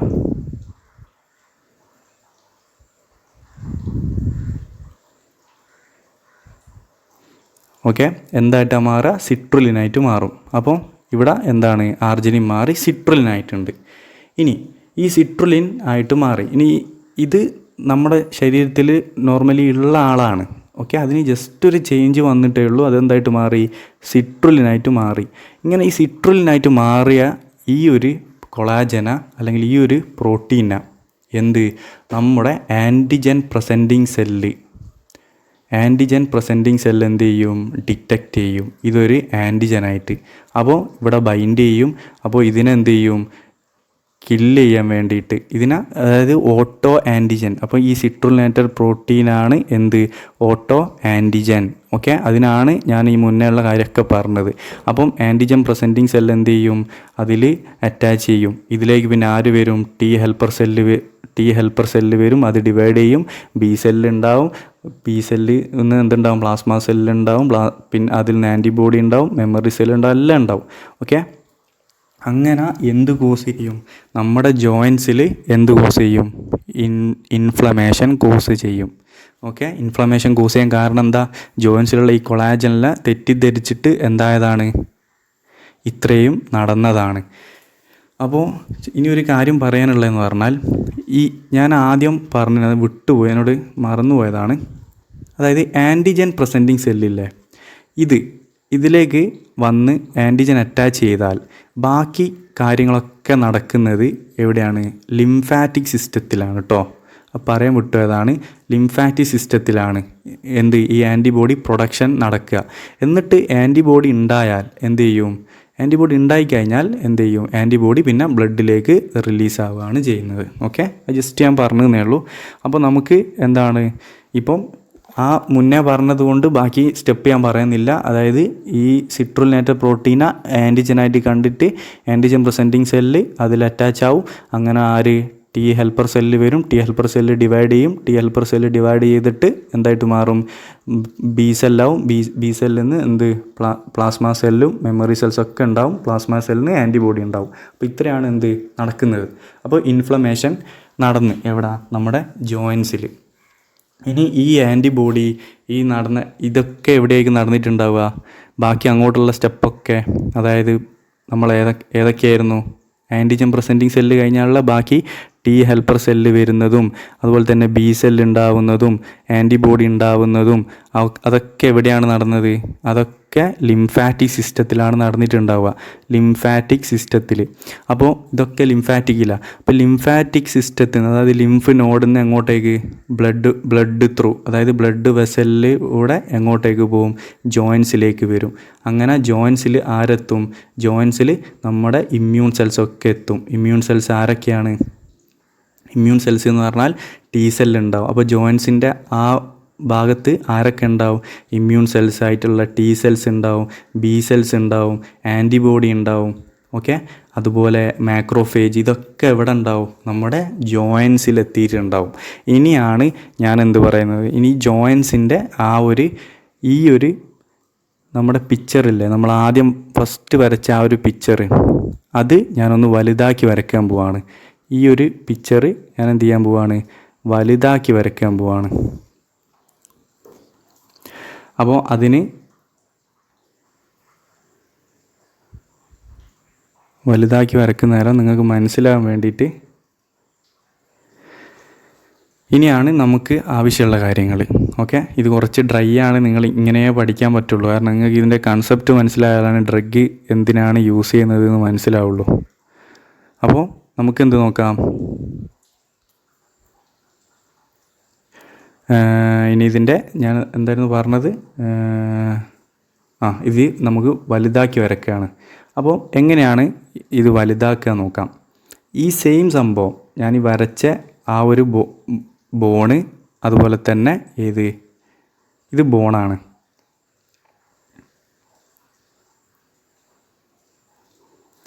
ഓക്കെ, ഇത് ബോണാണ്. ഇനി ഇവിടെ, അതായത് ഇങ്ങനെയായിരുന്നു എന്ത് വന്നത്, ഇവിടുന്ന് ബോണിൻ്റെ ഇവിടുന്ന് എന്തുണ്ടായിരുന്നു, നമ്മുടെ ഫസ്റ്റ് മെംബ്രെയിൻ, സൈനോവിയൽ മെംബ്രെയിൻ ഉണ്ടായിരുന്നു. ആ മെംബ്രെയിനിലാണ് ഇൻഫ്ലമേഷൻ നടന്നത്. അതുകൊണ്ട് തന്നെ ഇതെന്താക്കാൻ പോവാണ്, ഞാൻ വലുതാക്കാൻ പോവാണ്. അപ്പോൾ ഇതിൻ്റെ ഉള്ളിലാണ് ഇൻഫ്ലമേഷൻ നടന്ന ആൾക്കാരൊക്കെ ഉണ്ടാവുക. അതുകൊണ്ട് ഇത് ഞാൻ കുറച്ചൊന്ന് വലുതാക്കി വരയ്ക്കാം. ഓക്കെ, അപ്പോൾ ഇത് ഏതാണ്, സൈനോവിയൽ മെംബ്രെയിനാണ്. ഇത് ബോണാണ്, ഇത് സൈനോവിയൽ മെംബ്രെയിനാണ്. അതിൻ്റെ അപ്പുറം ആരുണ്ട്, അതിൻ്റെ അപ്പുറം ഫൈബ്രസ് ലെയർ ഉണ്ട്. അത് ഞാൻ വരയ്ക്കുന്നില്ല. ഇവിടെ ആരാളുള്ളത്, നമ്മുടെ സൈനോവിയൽ മെംബ്രെയിൻ്റെ ആ ഒരു വലിയ ഭാഗമാണ് വരച്ചത്. ഇവിടെ സൈനോവിയൽ ഫ്ലൂയിഡ് ഉണ്ട്. ഇനി ഇവിടെ ആരുണ്ട്, കാർട്ടിലേജ് ഉണ്ട്. ഓക്കെ, ഇവിടെ നമ്മുടെ കാർട്ടിലേജ് ഉണ്ട് ബോണിന്, ഇവിടെ കാർട്ടിലേജ് ഉണ്ട്. ഓക്കെ അല്ലേ. ഇനി ഇവിടെയുള്ള ഒരു സെൽസാണ് ഫൈബ്രോബ്ലാസ്റ്റ് എന്ന് പറയും. നമ്മുടെ സൈനോവിയൽ മെംബ്രെയിനിലുള്ള സെല്ലാണ് ഫൈബ്രോബ്ലാസ്റ്റ്. ജസ്റ്റ് പറഞ്ഞേ ഉള്ളൂ. ഇവിടെയൊക്കെ എന്തുണ്ട്, ആ ഒരു സെല്ലുണ്ട്. ഓക്കെ അല്ലേ. ഇനിയാണ് നമ്മൾ ഇമ്മ്യൂൺ സെൽസിനെ പറ്റി പഠിക്കുന്നത്. ഇമ്മ്യൂൺ സെൽസ്, ഇവിടെ ഏതൊക്കെ ഇമ്മ്യൂൺ സെൽസ് ഉണ്ടാവുന്നുള്ളത്. അപ്പം ആദ്യത്തെ ഇമ്മ്യൂൺ സെല്ലാണ് മാക്രോഫേജ്. ഇത് മാക്രോഫേജ് ആണെന്ന് വിചാരിക്കാം. ഓക്കെ, ഇത് മാക്രോഫേജ്. ഈ മാക്രോഫേജ് എന്ത് റിലീസ് ചെയ്യും, ഇൻഫ്ലമേറ്ററി മീഡിയേറ്റേഴ്സിനെ റിലീസ് ചെയ്യും. മാക്രോഫേജ് ഇൻഫ്ലമേറ്ററി മീഡിയേറ്റേഴ്സ് റിലീസ് ചെയ്യും. ആ മാക്രോഫേജ് റിലീസ് ചെയ്യുന്ന ഇൻഫ്ലമേറ്ററി മീഡിയേറ്റേഴ്സാണ് TNF ആൽഫ. ഇമ്പോർട്ടൻ്റ് ആണ് TNF ആൽഫ. അതുപോലെ തന്നെ ഇൻ്റർലൂക്കിംഗ് 1, അതുപോലെ തന്നെ ഇൻ്റർലൂക്കിംഗ് 6. TNF ആൽഫ, ഇൻ്റർലൂക്കിംഗ് 1, ഇൻ്റർലൂക്കിംഗ് 6, ഇത്രയാണ് മാക്രോഫേജ് റിലീസ് ചെയ്യുന്നത്. ഇനി ഇത് എന്താണ്, ഇൻഫ്ലമേറ്ററി മീഡിയേറ്ററാണ്. ഇതിനി എന്താ ചെയ്യുക, ഇത് ചെയ്യാന്ന് പറഞ്ഞാൽ നിങ്ങൾക്ക് സിമ്പിളാക്കാൻ വേണ്ടിയിട്ട് ഞാൻ ഈ സെൽസിൻ്റെ കാര്യമൊന്നും ഞാൻ പറയുന്നില്ല. പകരം സിമ്പിളായിട്ട് പറയുകയാണ്, ഇതെന്ത് കോസ് ചെയ്യും, ഇൻഫ്ലമേഷൻ കോസ് ചെയ്യും. ഇത് ഇൻഫ്ലമേറ്ററി മീഡിയേറ്റേഴ്സ് ആണല്ലോ. അപ്പം എന്ത് കോസ് ചെയ്യും, ഇത് ഇൻഫ്ലമേഷൻ കോസ് ചെയ്യും. അത്രയും പഠിച്ചാൽ മതി. ഇനിയും കൂടുതൽ പറഞ്ഞാൽ നിങ്ങൾക്ക് ആകെ മടുത്തു. അപ്പം എന്താണ്, ഇൻഫ്ലമേഷൻ കോസ് ചെയ്യും. അത്രയും പഠിക്കുക. അതുപോലെ തന്നെ നമ്മുടെ ബോണിൽ 2 സെൽസാണ് ഉണ്ടാവുക. ബോണ് ഉണ്ടാക്കുന്ന സെല്ലുണ്ട്, ബോണിനെ നശിപ്പിക്കുന്ന സെല്ലുണ്ട്. ബോണിനെ നശിപ്പിക്കുന്ന സെല്ലിന് പറയുന്നതാണ് ഓസ്റ്റിയോക്ലാസ്റ്റ് എന്ന് പറയും. ഓസ്റ്റിയോക്ലാസ്റ്റ്. ഓക്കെ, ഓസ്റ്റിയോക്ലാസ്റ്റ് അത് ബോണിനെ നശിപ്പിക്കുന്നതാണ്. എന്നാൽ ഇത് എന്ത് ചെയ്യും, ഓസ്റ്റിയോക്ലാസ്റ്റിൻ്റെ ആക്ടിവിറ്റി കൂട്ടുന്നുണ്ട്. ഓസ്റ്റിയോക്ലാസ്റ്റിൻ്റെ ആക്ടിവിറ്റി കൂട്ടി എന്താ സംഭവിക്കുക, ബോൺ ഇറോഷൻ സംഭവിക്കും. ബോൺ ഇറോഷൻ എന്ന് പറഞ്ഞാൽ ബോണ് എന്താവുക, പൊടിഞ്ഞു പോവും. ഓക്കെ, അപ്പം ബോണ് പൊടിഞ്ഞു പോകാൻ കാരണം എന്താ, ഇൻഫ്ലമേറ്ററി മീഡിയേറ്റേഴ്സ് ആയിട്ടുള്ള ഇത് എന്താവുന്നതാണ്, ഓസ്റ്റിയോക്ലാസ്റ്റിൻ്റെ ആക്ടിവിറ്റി കൂട്ടുന്നത് കൊണ്ടാണ് ബോണ് ഇറോഷൻ സംഭവിക്കുന്നത്. ഓക്കെ അല്ലേ. അപ്പം അതായി. ഇനി അടുത്തതെന്ന് പറഞ്ഞാൽ ഇവിടെ ആരുണ്ട്, ഇതിപ്പോൾ മാക്രോഫേജിൻ്റെ കാര്യമാണ് പറഞ്ഞത്. ഇനി അടുത്തത് ഇത് ഇവിടെ T സെല്ലും ഉണ്ട്. നമ്മൾ നേരത്തെ പഠിച്ച T ഹെൽപ്പർ സെല്ലില്ലേ, T ഹെൽപ്പർ സെല്ലും എവിടെ ഉണ്ട്, ഇവിടെ ഉണ്ട്. അടുത്ത ഇമ്മ്യൂൺ സെല്ലാണ് T ഹെൽപ്പർ സെല്ല്. ഈ T ഹെൽപ്പർ സെല്ല് എന്ത് ചെയ്യും, T ഹെൽപ്പർ സെല്ല് സെക്രീറ്റ് ചെയ്യുന്ന ഇതാണ് ഇൻ്റർലൂക്കിംഗ് 17. ഈ പേരൊന്നും നിങ്ങൾ പഠിച്ചു വെക്കണമെന്നില്ല, നിങ്ങൾക്ക് കൺസെപ്റ്റ് മനസ്സിലാക്കി തരുന്നതാണ്. ഇൻ്റർലൂക്കിംഗ് 17 നിങ്ങൾക്ക് ഇതൊന്നും നിങ്ങൾ അറിഞ്ഞില്ലെങ്കിൽ കുഴപ്പമില്ല, മെക്കാനിസം നിങ്ങൾക്ക് ബൈ ഹാർട്ട് ചെയ്യാണ്ട് നിൽക്കാനാണ് ഈ കാര്യങ്ങളൊക്കെ പറയുന്നത്. ഓക്കെ, ഇൻ്റർലൂക്കിംഗ് 17. അപ്പം ഇതെന്ത് കോസ് ചെയ്യും, ഇൻഫ്ലമേഷൻ കോസ് ചെയ്യും. ഓക്കെ, ഇൻഫ്ലമേഷൻ കോസ് ചെയ്യും. അത്രയും അറിഞ്ഞു വെക്കുക. അതുപോലെ തന്നെ അടുത്തത് ആരുണ്ട്, പ്ലാസ്മ സെൽസും ഉണ്ടാവും. ഓക്കെ, പ്ലാസ്മ സെൽസും ഉണ്ട്. പ്ലാസ്മ സെൽസും എന്ത് കോസ് ചെയ്യുന്നു പഠിക്കുക, ഇൻഫ്ലമേഷൻ കോസ് ചെയ്യുന്നു പഠിച്ചാൽ മതി. അല്ലാണ്ട് അധികമുള്ള കാര്യമൊന്നും നിങ്ങൾ പഠിക്കണ്ട. ഓക്കെ, ഇനി അടുത്തതെന്ന് പറഞ്ഞാൽ ഇതൊക്കെ ഇവിടെ ഒരു പ്രോട്ടിയേസ് എന്ന് പറഞ്ഞ എൻസൈം ഉണ്ട്. പ്രോട്ടിയേസ് ഇതിനെ ആക്ടിവേറ്റ് ആക്കും. അതും പഠിക്കുക. ഈ ഒരു ഇൻഫ്ലമേറ്ററി മീഡിയേറ്റേഴ്സ് ഒക്കെ പ്രോട്ടിയേസിനെ ആക്ടിവേറ്റ് ആക്കും. പ്രോട്ടിയേസ് എന്ത് ചെയ്യും? ഈ കാർട്ടിലേജിനെ അങ്ങ് നശിപ്പിച്ച് കളയും. പ്രോട്ടിയേസ് എന്ത് ചെയ്യുക? കാർട്ടിലേജിനെ നശിപ്പിക്കും. അത്രയേ ഉള്ളൂ. പ്രോട്ടിയേസ് കാർട്ടിലേജ് നശിപ്പിക്കും. അത് കാരണം കാർട്ടിലേജ് എന്താവും? ബ്രേക്ക് ഡൗൺ ആവും. അപ്പം ബോണും ബ്രേക്ക് ഡൗൺ ആയിട്ടുണ്ട്, കാർട്ടിലേജും ബ്രേക്ക് ഡൗൺ ആയിട്ടുണ്ട്, ഫുൾ ഇൻഫ്ലമേഷനും നടന്നിട്ടുണ്ട്. ഈ ഇൻഫ്ലമേഷനൊക്കെ നടത്തുന്ന ആരാ? മാക്രോഫേജ് റിലീസ് ചെയ്യുന്ന ഇൻഫ്ലമേറ്ററി മീഡിയേറ്റേഴ്സ് ഉണ്ട്. പിന്നെ അതായത് ടി സെൽസ് റിലീസ് ചെയ്യുന്ന inflammatory mediators, plasma cells release ചെയ്യുന്ന ഇൻഫ്ലമേറ്ററി മീഡിയേറ്റേഴ്സ് എല്ലാം കൂടെ എന്താണ്? ഇവിടെ എന്തുണ്ടാക്കും? ഇൻഫ്ലമേഷൻ ഉണ്ടാക്കും. അത്രയും പഠിച്ചു വെക്കുക. ഇൻഫ്ലമേഷൻ ഉണ്ടാക്കും എന്നുള്ള കാര്യമാണ് നിങ്ങൾ ഓർത്ത് വെക്കേണ്ടതുള്ളൂ. ഓക്കെ അല്ലേ? ഈ പറഞ്ഞ കാര്യം എന്തിനാണെന്ന് പറഞ്ഞാൽ ഇനിയാണ് എന്ത് വരുന്നത്? നമ്മൾ ഡ്രഗ്സ് പഠിക്കാൻ പോകുന്നത്. അപ്പോൾ ഡ്രഗ്സ് പഠിക്കുന്ന നേരം ഈസി ആണെങ്കിൽ ഇത്രയും എന്ത് വേണം? അറിഞ്ഞിരിക്കണം. ഓക്കെ, അപ്പോൾ നമുക്ക് എന്ത് നോക്കാം? ഇനി ഇതിൻ്റെ ട്രീറ്റ്മെൻറ്റ് നോക്കാം. അതാണ് നമ്മളെ ഡ്രഗ്സ്. ഓക്കെ, ഇനി ഇതിൻ്റെ എന്താണ്? ട്രീറ്റ്മെൻറ്റാണ് നമ്മൾ പഠിക്കുന്നത്. അപ്പം എന്താ ട്രീറ്റ്മെൻറ്റ്? എങ്ങനെയാണ് റുമറ്റോയ്ഡ് ആർത്രൈറ്റിസ് ട്രീറ്റ് ചെയ്യുന്നത്? സംഭവം എന്താണ്? സിമ്പിളാണ്. ഇതിൻ്റെ ട്രീറ്റ്മെൻറ്റ് എന്ന് പറഞ്ഞാൽ എന്താ? ഈ കാര്യം ജസ്റ്റ് ഇപ്പം പറഞ്ഞ കാര്യം കുറച്ച് ഡ്രൈ ആണ്, അതെന്ത് ചെയ്യുക? അത് പഠിച്ചു വെക്കുക. അത് പഠിച്ചു വെച്ചാൽ ട്രീറ്റ്മെൻറ്റ് ഈസിയാണ്. അപ്പം ട്രീറ്റ്മെൻറ്റ് എന്ന് പറഞ്ഞാൽ അവിടെ ഇൻഫ്ലമേഷൻ നടന്നിട്ടുണ്ട്. ഓക്കെ, ഇൻഫ്ലമേഷൻ നടന്നിട്ടുണ്ട്. ആദ്യത്തെ സ്റ്റേജിൽ, അതായത് ഒരാൾക്ക് ഇപ്പോൾ റുമറ്റോയ്ഡ് ആർത്രൈറ്റിസ് ആണെന്ന് കണ്ടുപിടിക്കുകയാണെങ്കിൽ അവിടെ എന്ത് യൂസ് ചെയ്യാം? ആൻറ്റി ഇൻഫ്ലമേറ്ററി ഡ്രഗ് യൂസ് ചെയ്യാം. ഓക്കെ, NSAID യൂസ് ചെയ്യാം. അതുപോലെ തന്നെ അടുത്തൊരു ആൻറ്റി ഇൻഫ്ലമേറ്ററി ഡ്രഗാണ് കോർട്ടിക്കോസ്റ്റിറോയിഡ്സ്. NSAID അല്ലെങ്കിൽ കോർട്ടിക്കോസ്റ്റിറോയിഡ് എന്തിന് യൂസ് ചെയ്യാം? ഇൻഫ്ലമേഷന് യൂസ് ചെയ്യാം.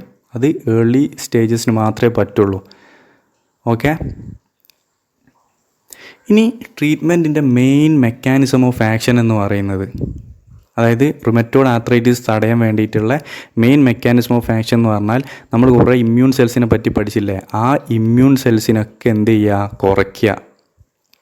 അതാണ് ഇതിൻ്റെ ട്രീറ്റ്മെൻറ്റിൻ്റെ മെക്കാനിസം. ഇമ്മ്യൂൺ സെൽസിനെ കുറയ്ക്കുക. ഇമ്മ്യൂൺ സെൽസിനെ കുറയ്ക്കുന്നതിന് എന്തു പറയും? ഇമ്മ്യൂണോ സപ്രസൻസ് എന്ന് പറയും. Immuno suppressants. അപ്പം ഏത് ഡ്രഗ് ആയിരിക്കും ഇതിൽ കൊടുക്കുക? ഇമ്മ്യൂണോ സപ്രസൻസ് ആണ് എന്തിന് കൊടുക്കുന്നത്? നമ്മൾ റുമറ്റോയ്ഡ് ആർത്രൈറ്റിസ് ട്രീറ്റ് ചെയ്യാൻ കൊടുക്കുന്നത്. കാരണം എന്താ? അത് ഇമ്മ്യൂൺ സെൽസിനെ കുറയ്ക്കും, അല്ലെങ്കിൽ ഇമ്മ്യൂൺ സെൽസിനെ നശിപ്പിക്കും, അല്ലെങ്കിൽ ആ ഒരു റിലീസ് ചെയ്യുന്ന ഇൻഫ്ലമേറ്ററി മീഡിയേറ്റേഴ്സിൻ്റെ അളവ് കുറയ്ക്കും. ആര്? ഈ ഇമ്മ്യൂണോ സപ്രസൻസ് എന്ന് പറയുന്ന ഏജൻസ്. ഓക്കെ, നമുക്കിനി എന്ത് നോക്കാം? ക്ലാസിഫിക്കേഷൻ. അപ്പോൾ ആൻറ്റി റുമറ്റോയ്ഡ് ഡ്രഗ്സിൽ നിങ്ങൾക്ക് പഠിക്കാനുള്ള ക്ലാസിഫിക്കേഷൻ എന്ന് പറഞ്ഞാൽ disease modifying anti rheumatoid drugs, DMARDS എന്ന് പറയും. DMARDS. ഓക്കെ, അപ്പോൾ നിങ്ങൾ ഇത് പഠിക്കുന്ന നേരം നിങ്ങൾ ആലോചിക്കേണ്ട കാര്യം, ഇവിടെ അഡ്ജുവൻ്റ് ഡ്രഗ് എന്ന് പറഞ്ഞ് കണ്ടിട്ടുണ്ടാവും, പ്രെഡ്നിസലോൺ ആൻഡ് അതർ ഗ്ലൂക്കോകോർട്ടിക്കോയിഡ്സ്. ഓക്കെ, അപ്പോൾ ഇത് എന്താണെന്ന് അറിയാമോ? ഇതെന്ന് പറഞ്ഞാൽ ഇതിപ്പോൾ എനിക്ക് റുമറ്റോയ്ഡ് ആർത്രൈറ്റിസിൻ്റെ ആണെന്ന് കണ്ടുപിടിച്ച്. ഓക്കെ, എനിക്കെന്താണ്? റുമറ്റോയ്ഡ് ആർത്രൈറ്റിസ് ആണെന്ന് കണ്ടുപിടിച്ച്. അപ്പോൾ ഡോക്ടർ എനിക്ക് ആദ്യം എഴുതി തരിക NSAID. അതെന്തിനാ? ഇൻഫ്ലമേഷൻ കുറയ്ക്കാൻ വേണ്ടിയിട്ടാണ്. അല്ലെങ്കിൽ എഴുതുക എന്ന് പറഞ്ഞാൽ ഏതാണ്? അതുകൊണ്ടും വേദന താവുന്നില്ലെങ്കിൽ ഗ്ലൂക്കോകോർട്ടിക്കോയിഡ്സ് ആണ് എഴുതുക.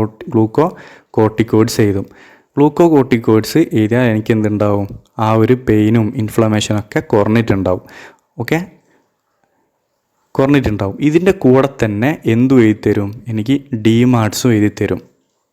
അതിന് രണ്ടും മിക്സ് ആക്കുന്നതെന്ന് പറഞ്ഞാൽ DMARDS കഴിക്കുകയാണെങ്കിൽ ഏകദേശം 1 മാസമൊക്കെ കഴിയും അതിൻ്റെ എഫക്റ്റ് കിട്ടണമെങ്കിൽ. അപ്പോൾ റുമറ്റോയ്ഡ് ആർത്രൈറ്റിസിൽ 1 മാസം വരെയൊക്കെ വെയിറ്റ് ചെയ്യാന്ന് പറഞ്ഞാൽ പേഷ്യൻസ് വേദന സഹിക്കേണ്ടി വരും. അപ്പോൾ തൽക്കാലം ആ ഒരു സിംറ്റംസ് കുറയ്ക്കാൻ വേണ്ടിയിട്ട് NSAID അല്ലെങ്കിൽ ഗ്ലൂക്കോകോർട്ടിക്കോയിഡ്സ് കൊടുക്കും. ഓക്കെ, മെയിനായിട്ട് കൊടുക്കുന്നത് ഗ്ലൂക്കോകോർട്ടിക്കോയിഡ്സ് ആണ്. ഗ്ലൂക്കോകോർട്ടിക്കോയിഡ്സ് എന്ത് ചെയ്യും? DMARDSൻ്റെ കൂടെ മിക്സ് ആക്കും. അപ്പോൾ ഏകദേശം 1 മാസം വരെ ഗ്ലൂക്കോകോർട്ടിക്കോയിഡ്സ് വേദന ഇൻഫ്ലമേഷനൊക്കെ കുറച്ച് കൊടുക്കും. എന്നിട്ട് DMARDSൻ്റെ ആക്ഷൻ കണ്ടു തുടങ്ങിയാൽ എന്ത് ചെയ്യും? ഈ ഗ്ലൂക്കോകോർട്ടിക്കോയിഡ്സിൻ്റെ ഡോസ് കുറച്ച് കൊണ്ടുവരും. പെട്ടെന്ന് നിർത്തരുത്. ഗ്ലൂക്കോകോർട്ടിക്കോയിഡ്സ് ഒരിക്കലും സഡൻ സ്റ്റോപ്പ് ചെയ്യരുത്. ഡോസ് എന്ത് ചെയ്യും, ഡോക്ടർ കുറച്ച് കൊണ്ടുവരും. എന്നിട്ട് ഈ ഗ്ലൂക്കോകോർട്ടിക്കോയിഡ്സ് അങ്ങ് നിർത്തിക്കളയും. പിന്നെ ഡിമാർട്സ് മാത്രം. അപ്പോഴേക്ക് ഡിമാർട്സിൻ്റെ ആക്ഷൻ കണ്ടു തുടങ്ങിയിട്ടുണ്ടാവും. അങ്ങനെയാണ് ചെയ്യുന്നത്. അതുകൊണ്ടാണ് ഇവിടെ ഗ്ലൂക്കോകോർട്ടിക്കോയിഡ്സ് അഡ്ജുവൻ്റ് ഡ്രഗ് എന്ന് പറയുന്നത്. അഡ്ജുവൻ്റ് എന്ന് പറഞ്ഞാൽ അതിൻ്റെ കൂടെ കൊടുക്കുന്നതാണ്. അത് ഏകദേശം 1 മാസത്തോളൊക്കെയാണ് കൊടുക്കുക. എന്നിട്ട് എന്ത് ചെയ്യും, അത് ഒഴിവായി കളയും. ഓക്കെ. എന്നിട്ട് വേദന, അത് ഒഴിവായിട്ടും വേദന കൂടുന്നതെങ്കിൽ വീണ്ടും എന്ത് ചെയ്യും, അത് റീസ്റ്റാർട്ട് ചെയ്യും. ഓക്കെ അല്ലേ? അപ്പോൾ ഇനിയാണ് നമുക്ക് പഠിക്കേണ്ടത് disease modifying anti rheumatoid drugs, DMARDs. അതിൽ വരുന്നതാണ് നോൺ ബയോളജിക്കൽ ഡ്രഗ്സും ഉണ്ട്, അതുപോലെ ബയോളജിക്കൽ ഏജൻസും ഉണ്ട്. നോൺ ബയോളജിക്കൽ ഡ്രഗ്സ് എന്ന് പറഞ്ഞാൽ എന്താ, അത് നമ്മൾ ഉണ്ടാക്കുന്നതാണ്, കെമിക്കലി ഉണ്ടാക്കുന്നതാണ്. ബയോളജിക്കൽ ഏജൻസ് എന്ന് പറഞ്ഞാൽ എന്താണ്, ഒന്നുകിൽ മനുഷ്യ ശരീരത്തിൽ നിന്ന്, അല്ലെങ്കിൽ മൈക്രോ ഓർഗാനിസത്തിൽ നിന്ന്, അല്ലെങ്കിൽ അങ്ങനെയുള്ള പ്രൊഡക്റ്റ്. അത് എന്തല്ല, കെമിക്കൽ വഴി ഉണ്ടാക്കുന്നതല്ല, പകരം എന്താണ്, അത് ബയോളജിക്കൽ പ്രൊഡക്റ്റാണ്. ഓക്കെ അല്ലേ? അപ്പോൾ ആദ്യം തന്നെ നമുക്ക് നോൺ ബയോളജിക്കൽ ഡ്രഗ്സ് നോക്കാം. അപ്പോൾ ഇതിൻ്റെയൊക്കെ മെക്കാനിസം എന്തായിരിക്കും? നോൺ ബയോളജിക്കൽ ഡ്രഗ്സിൻ്റെ, അതായത് ഈ നോൺ ബയോളജിക്കൽ ഡ്രഗ്സിൻ്റെ മെക്കാനിസം എന്ന് പറഞ്ഞാൽ സിമ്പിളാണ്. ഇത്രയേ ഉള്ളൂ, ഇമ്മ്യൂൺ സെൽസിനെ കുറയ്ക്കാം. ഇമ്മ്യൂൺ സെൽസിനെ കുറച്ചാൽ നമുക്ക് എന്ത് ചെയ്യാം, ഈ ആ ഒരു ഇൻഫ്ലമേഷനൊക്കെ കുറച്ചിട്ട് നമുക്ക് പെയിനൊക്കെ കുറയും. ഓക്കെ, ഇൻഫ്ലമേഷൻ കുറയ്ക്കും. അപ്പോൾ ഇമ്മ്യൂൺ സെൽസിനെ ഡിക്രീസ് ചെയ്യുക എന്നുള്ളതാണ് ഇതിൻ്റെ മെക്കാനിസം. ഓക്കെ. അപ്പോൾ ആദ്യത്തെ ഡ്രഗാണ് ഇതിൽ വരുന്നത്, ഏത്? മെത്തോട്രെക്സേറ്റ്. ഇതിൽ വരുന്ന ആദ്യത്തെ ഡ്രഗാണ് മെത്തോട്രെക്സേറ്റ്.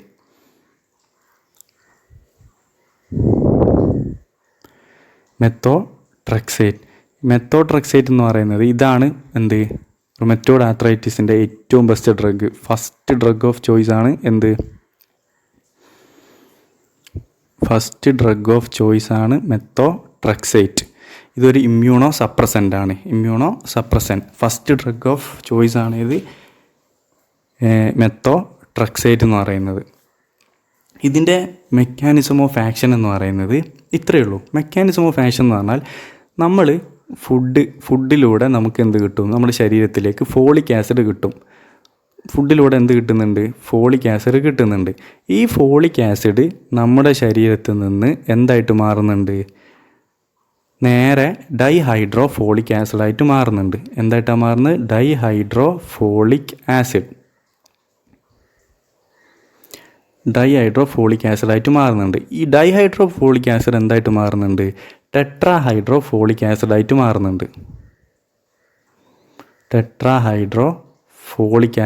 മാറുന്നുണ്ട്. ഈ ടെട്രാഹൈഡ്രോ ഫോളിക് ആസിഡ് എന്തായിട്ട് മാറുന്നുണ്ട്? തയമിഡിലേറ്റ് ആയിട്ട് മാറുന്നുണ്ട്.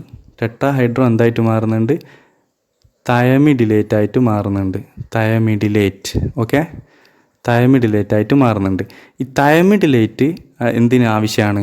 പ്യൂരിൻ സിന്തസിസിന് ആവശ്യമാണ്. നമ്മുടെ സെൽസിൽ എന്തുകൊണ്ട്?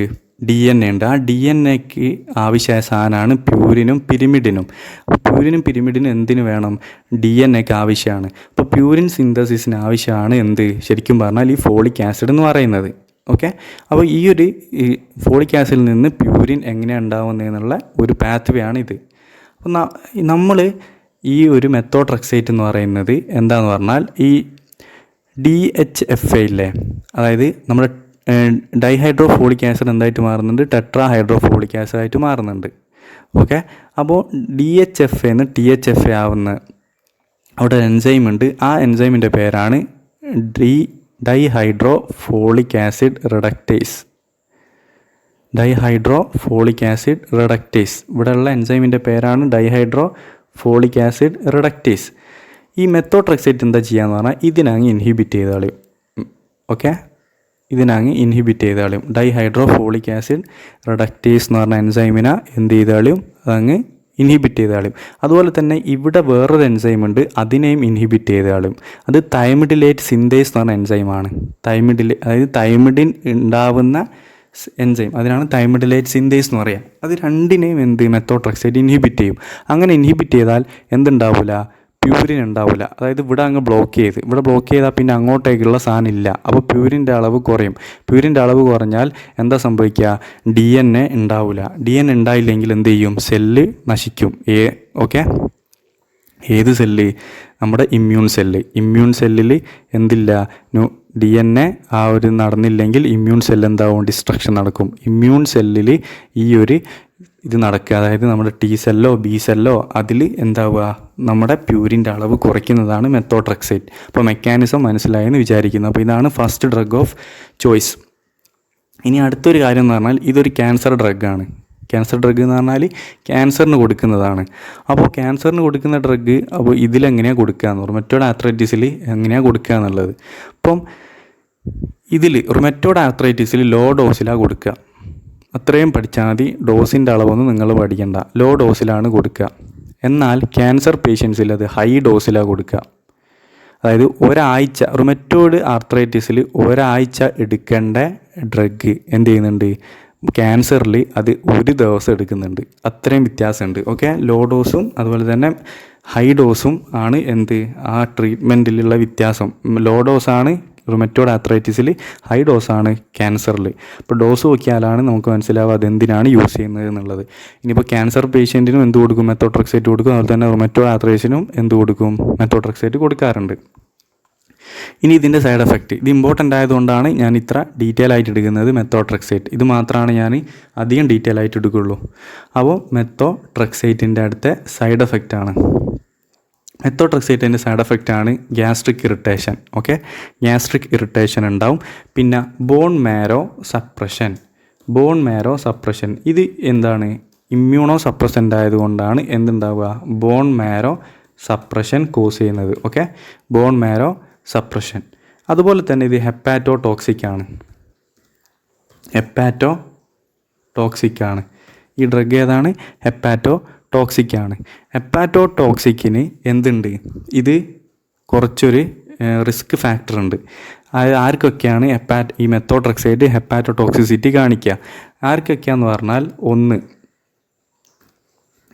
ഒബീസായ ആൾക്ക് എന്ത് മെത്തോട്രെക്സേറ്റ് കൊടുത്താൽ ഹെപ്പാറ്റോ ടോക്സിക് ഉണ്ടാവാൻ ചാൻസ് ഉണ്ട്.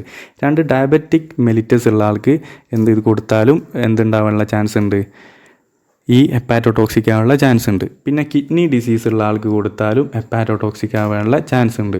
പിന്നെ ലിവർ ഡിസീസ് ഉള്ള ആൾക്ക് കൊടുത്താലും ഹെപ്പാറ്റോ ടോക്സിക് ആവാനുള്ള ചാൻസ് ഉണ്ട്. ഓക്കെ അല്ലേ. പിന്നെ അതുപോലെ ഭയങ്കരമായിട്ട് ആൽക്കഹോൾ കൺസ്യൂം ചെയ്യുന്ന ആൾക്ക് എന്തും ചാൻസ് ഉണ്ട്. ആൽക്കഹോൾ കൺസ്യൂം ചെയ്യുന്ന ആൾക്കും എന്തുണ്ട്, ചാൻസ് ഉണ്ട്. ഇത്രയാണ് എന്തിൽ വരുന്നത്, നമ്മുടെ സൈഡ് എഫക്റ്റിൽ വരുന്നത്. അതുപോലെ തന്നെ ഇത് ടെറാട്ടോജനിക്കുമാണ്. ടെറാട്ടോജനിക് എന്ന് പറഞ്ഞാൽ നമ്മൾ പ്രഗ്നൻ്റ് ലേഡി ഇത് കഴിക്കുകയാണെങ്കിൽ കുട്ടിക്ക് എന്തുണ്ടാവും, സ്ട്രക്ചറൽ അബ്നോർമാലിറ്റി ഉണ്ടാവും. ടെറാട്ടോജനിക്കുമാണ്. ഇത്രയാണ് എന്ത് ഡ്രഗ് വരുന്നത്. ഇനി വേണമെങ്കിൽ നിങ്ങൾക്ക് എന്ത് ചെയ്യാം, ഒരു ഇൻട്രാക്ഷൻ എന്നുള്ള രീതിയിൽ ഡ്രഗ് ഇൻട്രാക്ഷൻ പറയാം. ഡ്രഗ് ഇൻട്രാക്ഷനിൽ വരുന്നതാണ് സെയിം. ഞാൻ ഗൗട്ടിൻ്റെ കേസിൽ പ്രൊബനസിഡ് പറഞ്ഞിരുന്നു. പ്രൊബനസിഡും അതുപോലെ തന്നെ അമോക്സിലിൻ, ആംബിസിലിൻ, അത് സെയിം മെക്കാനിസം ഇവിടെയും വരും. എന്ന് പറഞ്ഞാൽ പ്രൊബനസിഡ് അല്ലെങ്കിൽ അമോക്സിലിനോ ഇതിൻ്റെ കൂടെ കൊടുക്കുകയാണെങ്കിൽ എന്ത് ചെയ്യും, ഇതിൻ്റെ എക്സ്ക്രീഷൻ കുറയും. എക്സ്ക്രീഷൻ കുറഞ്ഞാൽ ഇത് ശരീരത്തിൽ എന്തുണ്ടാവും, കൂടുതലായിട്ടുണ്ടാവും. അപ്പം ഇത് ടോക്സിക് ആവാനുള്ള ചാൻസ് ഉണ്ട്. അത്രയും പഠിച്ചു വെച്ചാൽ മതി. ഞാൻ ഓൾറെഡി ഗൗട്ടിൽ പറഞ്ഞതുകൊണ്ടാണ് അത് അധികം പറയാത്തത്. ഓക്കെ, പ്രൊബനസിൻ്റെ കൂടെ കൊടുത്താൽ എന്താവും, ഇതിൻ്റെ ടോക്സിക് ആവാനുള്ള ചാൻസ് ഉണ്ട്. അതുകൊണ്ട് എന്ത് ചെയ്യണം, അത് കൊടുക്കുന്ന നേരം സൂക്ഷിച്ച് കൊടുക്കണം. ഓക്കെ, ഇനി അടുത്ത ഡ്രഗാണ്, രണ്ടാമത്തെ ഡ്രഗാണ് സൾഫാസലാസിൻ. സൾഫാസലാസിൻ എന്ന് പറഞ്ഞാൽ ആ ഡ്രഗിന് രണ്ട് യൂസ് ഉണ്ട്. സൾഫാസലാസിൻ, ഇതിപ്പോൾ ഞാൻ സൾഫാസലാസിൻ ഡ്രഗ് കഴിച്ചാൽ അതെൻ്റെ ശരീരത്തിൽ രണ്ടെണ്ണമായിട്ട് മാറുന്നുണ്ട്. ഓക്കെ, വയറ്റുന്ന ഒരു ബാക്ടീരിയൻ്റെ മെറ്റബോളിസം കൊണ്ട് രണ്ടെണ്ണമായിട്ട് മാറുന്നതാണ്. സൾഫാപിരിഡിനും 5 അമിനോ സാലിസിലിക് ആസിഡും. ഇത് നമുക്ക് നോക്കണ്ട. ഇത് എന്തിനു യൂസ് ചെയ്യുന്നതാണ്, അൾസറേറ്റീവ് കൊളൈറ്റിസിന് യൂസ് ചെയ്യുന്നത്. അതുകൊണ്ട് ഇത് വിട്ടേക്ക്. ഓക്കെ, ഇത് നോക്കാം. സൾഫാപിരിഡിനാണ് നമുക്ക് റുമറ്റോയ്ഡ് ആർത്രൈറ്റിസിന് ആവശ്യം. അപ്പോൾ നമ്മുടെ സൾഫാപിരിഡിൻ ആയിട്ട് മാറിയിട്ടുണ്ട്. സൾഫാസലാസിൻ സൾഫാപിരിഡിനായി. അത് നമ്മളെ ബ്ലഡിലേക്ക് എത്തി, അബ്സോർബ്ഡ് ഇൻറ്റു സർക്കുലേഷൻ. എന്നിട്ട് എന്ത് ചെയ്യും, ഇൻഫ്ലമേറ്ററി സൈറ്റോകൈൻസിനെ എന്ത് ചെയ്യും, അത് ഇൻഹിബിറ്റ് ചെയ്യുന്നുണ്ട്. Inhibit production of inflammatory cytokines, അതായത് ഇൻ്റർലൂക്കിൻസിനെയും TNF ആൽഫനെയും എന്ത് ചെയ്യുന്നുണ്ട്, അത് കുറയ്ക്കുന്നുണ്ട്. അത് കുറച്ചാൽ എന്താണ്, നമുക്ക് ബെനിഫിഷ്യൽ എഫക്റ്റ് ആണ്. കാരണം എന്താ, റുമറ്റോയ്ഡ് ആർത്രൈറ്റിസിൽ ഈ ഇൻഫ്ലമേറ്ററി മീഡിയേറ്റേഴ്സ് ആയിട്ടുള്ള ഇൻ്റർലൂക്കിൻസും TNF ആൽഫ ഒക്കെ കൂടുതലായിരിക്കും. അതിനെ കുറയ്ക്കുന്നതുകൊണ്ട് നമുക്കത് ബെനിഫിഷ്യൽ എഫക്റ്റ് ആണ്. ഇനി സൾഫാസലാസിൻ ആർക്കാ കൊടുക്കുക? സൾഫാസലാസിൻ കൊടുക്കുക എന്ന് പറഞ്ഞാൽ നമ്മുടെ മെത്തോട്രെക്സൈറ്റ് കോൺട്രാ ഇൻഡിക്കേറ്റഡ് ആയ ആൾക്കാരുണ്ടാവും. മെത്തോട്രെക്സൈറ്റ് ആർക്കൊക്കെയാണ് കോൺട്രാ ഇൻഡിക്കേറ്റഡ്? മെത്തോട്രെക്സൈറ്റ് കോൺട്രാ ഇൻഡിക്കേറ്റഡ് എന്ന് പറഞ്ഞാൽ ഈ ആൾക്കൊന്നും കൊടുത്തുകൂടാ. ഈ ആൾക്കൊന്നും കൊടുത്താൽ എന്താണ്? ആ പ്രശ്നമാണ്. കോൺട്രാ ഇൻഡിക്കേറ്റഡ് ആയ ആൾക്ക് ഏതാ കൊടുക്കുക? സൾഫാസലാസിനാണ് കൊടുക്കുക. ഇതിൻ്റെ ADR എന്ന് പറഞ്ഞാൽ നോസിയ, വോമിറ്റിംഗ്, ഹെഡ് ഏക്ക്, അതൊക്കെ എഴുതിയാൽ മതി. ഇനി അടുത്ത ഡ്രഗാണ് ലെഫ്ലുനോമൈഡ്. ഓക്കെ, അടുത്ത ഡ്രഗാണ് ലെഫ്ലുനോമൈഡ്. ഓക്കെ, നിങ്ങൾ പേര് ക്ലാസിഫിക്കേഷനിൽ നോക്കുക, ലെഫ്ലുനോമൈഡ്. അപ്പോൾ ലെഫ്ലുനോമൈഡ് എന്ന് പറഞ്ഞാൽ എന്താണ്? ഇതാണ് ഡിമാർട്സിൽ. ഡിമാർട്സ് എന്ന് പറഞ്ഞാൽ ഏതാ? ഡിസീസ് മോഡിഫൈങ്ങിൽ ഏറ്റവും ഫാസ്റ്റ് ആക്ടിങ് ഡ്രഗ്. ഞാൻ പറഞ്ഞിരുന്നു ഇതിന് ഏകദേശം 1 മാസത്തോളമൊക്കെ എടുക്കും എന്നുള്ളത്. ഓക്കെ, അതിൽ ഏറ്റവും ഫാസ്റ്റായിട്ട്, അതായത് ഏകദേശം 4 ആഴ്ച കൊണ്ട് തന്നെ ഇത് കാണിക്കും, കുറയ്ക്കും. റുമറ്റോയ്ഡ് ആർത്രൈറ്റിസിൻ്റെ പ്രോഗ്രഷൻ കുറയ്ക്കുന്ന ഡ്രഗാണ് ലെഫ്ലുനോമൈഡ്. ഓക്കെ, ഇനി ഇതിൻ്റെ മെക്കാനിസം കൂടെ പഠിക്കാനുണ്ട്. ഇതിൻ്റെ മെക്കാനിസം എന്ന് പറഞ്ഞാൽ, ഇതിൻ്റെ മെക്കാനിസം സിമ്പിളാണ്. ലെഫ്ലുനോമൈഡ് എന്ന് പറഞ്ഞ drug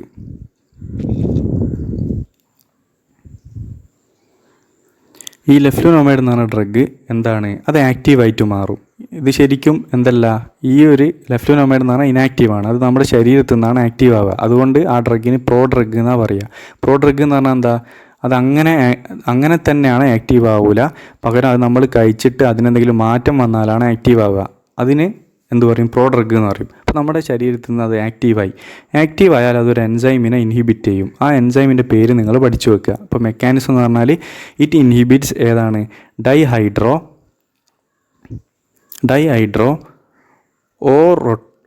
orotate dehydrogenase. Dihydroorotate dehydrogenase എന്ന് പറഞ്ഞ എൻസൈമിന. ഡൈഹൈഡ്രോ ഓറോട്ടേറ്റ് ഡീഹൈഡ്രജനേസ് എന്ന് പറഞ്ഞ എൻസൈമിനെ ഇൻഹിബിറ്റ് ചെയ്യും. അപ്പോൾ ഈ ഒരു എൻസൈം എന്തിനാവശ്യമാണ്?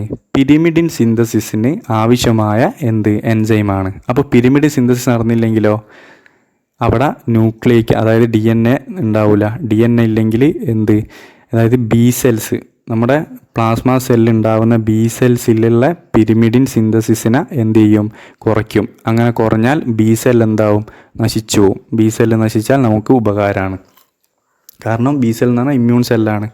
ഓക്കെ, അപ്പോൾ മെത്തോട്രെക്സൈറ്റ് എന്ന് പറഞ്ഞാൽ എന്തിനായിരുന്നു ഇൻഹിബിറ്റ് ചെയ്യുന്നത്? Methotrexate inhibit dihydrate folic acid reductase എന്ന് പറഞ്ഞ എൻസൈമിനെയാണ്. ഡൈഹൈഡ്രോ ഫോളിക് ആസിഡ് റിഡക്റ്റേസ് എന്ന് പറഞ്ഞ എൻസൈമിനാണ് ഇൻഹിബിറ്റ് ചെയ്യുന്നത്. എന്നാൽ ലെഫ്ലുനോമൈഡ് ഇൻഹിബിറ്റ് ചെയ്യുന്ന എൻസൈമോ ഡൈഹൈഡ്രോ ഓറോട്ടേറ്റ് ഡീഹൈഡ്രജനേസ്. സംഭവം രണ്ടും ഒരേ സെയിം മോഡലാണ്, 2 എൻസൈം ആണെന്നേ ഉള്ളൂ. ഓക്കെ, അത് അവിടെ പ്യൂരിനായിരുന്നു, ഇവിടെ പിരിമിഡിനായിരുന്നു, പിന്നെയുള്ളൊരു വ്യത്യാസമുള്ളൂ. അത് കുഴപ്പമില്ല. എന്തെന്നാൽ അൾട്ടിമേറ്റ്ലി എന്താണ്? ഇമ്മ്യൂൺ സെൽസിനെ നശിപ്പിക്കുക എന്നുള്ളതാണ് ഇതിൻ്റെ മെക്കാനിസം. ഓക്കെ, ഇനി അടുത്ത ലാസ്റ്റ് ഡ്രഗാണ്. ഇനി അധികം ഞാൻ നീട്ടി വലിച്ച് കൊണ്ടുപോകുന്നില്ല, കാരണം ഓൾറെഡി നിങ്ങൾക്ക് ബോറടിച്ചിട്ടുണ്ടാവും. കാരണം അങ്ങനത്തെ ഒരു ചാപ്റ്ററാണ്. ലാസ്റ്റ് ഡ്രഗാണ് ഹൈഡ്രോക്സി ക്ലോറോക്വിൻ. ഇത് കോവിഡിൻ്റെ സമയത്തൊക്കെ ട്രംപ് ഇന്ത്യയിൽ നിന്ന് കുറേ കൊണ്ടുപോയ ഡ്രഗാണ് ഈ hydroxy chloroquine. Okay, hydroxy chloroquine എന്ന് പറയുന്നത് ഒരു ആൻറ്റി മലേറിയൽ ഡ്രഗാണ്. ഈ മലേറിയയ്ക്ക് യൂസ് ചെയ്യുന്നതാണ്.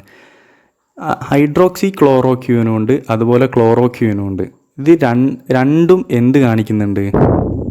കണ്ണടിച്ചു പോകുന്ന ഡ്രഗാണ്. ഈ ഡ്രഗ് എടുത്താൽ ഇമ്പോർട്ടൻ്റ് ആയിട്ടും 6 മാസം കൂടുന്നേരം അല്ലെങ്കിൽ 1 കൊല്ലം കൂടുന്നേരം കണ്ണ് ടെസ്റ്റ് ചെയ്യണം, അല്ലെങ്കിൽ കണ്ണങ്ങ് അടിച്ചു പോകും. അത് ഇങ്ങനെ ആലോചിച്ചാൽ മതി. ഐഡ്രോക്സി അല്ലേ? അപ്പം ഐഡ്രോക്സി എന്ന്, അതായത് ഹൈഡ്രോക്സി എന്നുള്ളത് ഐഡ്രോക്സി എന്ന് പഠിക്കുക. കണ്ണിന് പ്രശ്നമാണ്. എന്നാൽ ഈ ക്ലോറോക്വിനാണ് ഭയങ്കര പ്രശ്നം. ഹൈഡ്രോക്സി ക്ലോറോക്വിന് അത്ര പ്രശ്നമില്ല, എന്നാലും പ്രശ്നമുണ്ട്. അതുകൊണ്ട് തന്നെ ഹൈഡ്രോക്സി ക്ലോറോക്വിനാണ് പ്രിഫേർഡ്. ഓക്കെ, ക്ലോറോക്വിനേക്കാളും ഹൈഡ്രോക്സി ക്ലോറോക്വിനാണ് യൂസ് ചെയ്യുന്നത്. ഓക്കെ, അപ്പോൾ ഹൈഡ്രോക്സി ക്ലോറോക്വിൻ അത് അത്രയും നോക്കിയാൽ മതി. ഇതിൻ്റെ മെക്കാനിസം ഓഫ് ആക്ഷൻ എന്ന് പറഞ്ഞാൽ ഇമ്മ്യൂൺ സെൽസിനെ നശിപ്പിക്കുമെന്ന് പറഞ്ഞാൽ മതി. ഇത് മെക്കാനിസം, റുമറ്റോയ്ഡ് ആർത്രൈറ്റിസിലെ മെക്കാനിസം ഇപ്പോഴും അൺക്ലിയർ ആണ്. ഇത് മെയിനായിട്ട് യൂസ് ചെയ്യുന്നത് റുമറ്റോയ്ഡ് ആർത്രൈറ്റിസിൽ, മൈൽഡ് റുമറ്റോയ്ഡ് ആർത്രൈറ്റിസിനാണ് ഇത് യൂസ് ചെയ്യുന്നത്. ഓക്കെ, അപ്പോൾ ഇത്രയേ ഉള്ളൂ. ഇതാണ് നമുക്ക് പഠിക്കാനുള്ളത്. ഇനി അടുത്ത ഒരു ടൈപ്പ് ഡ്രഗാണ്,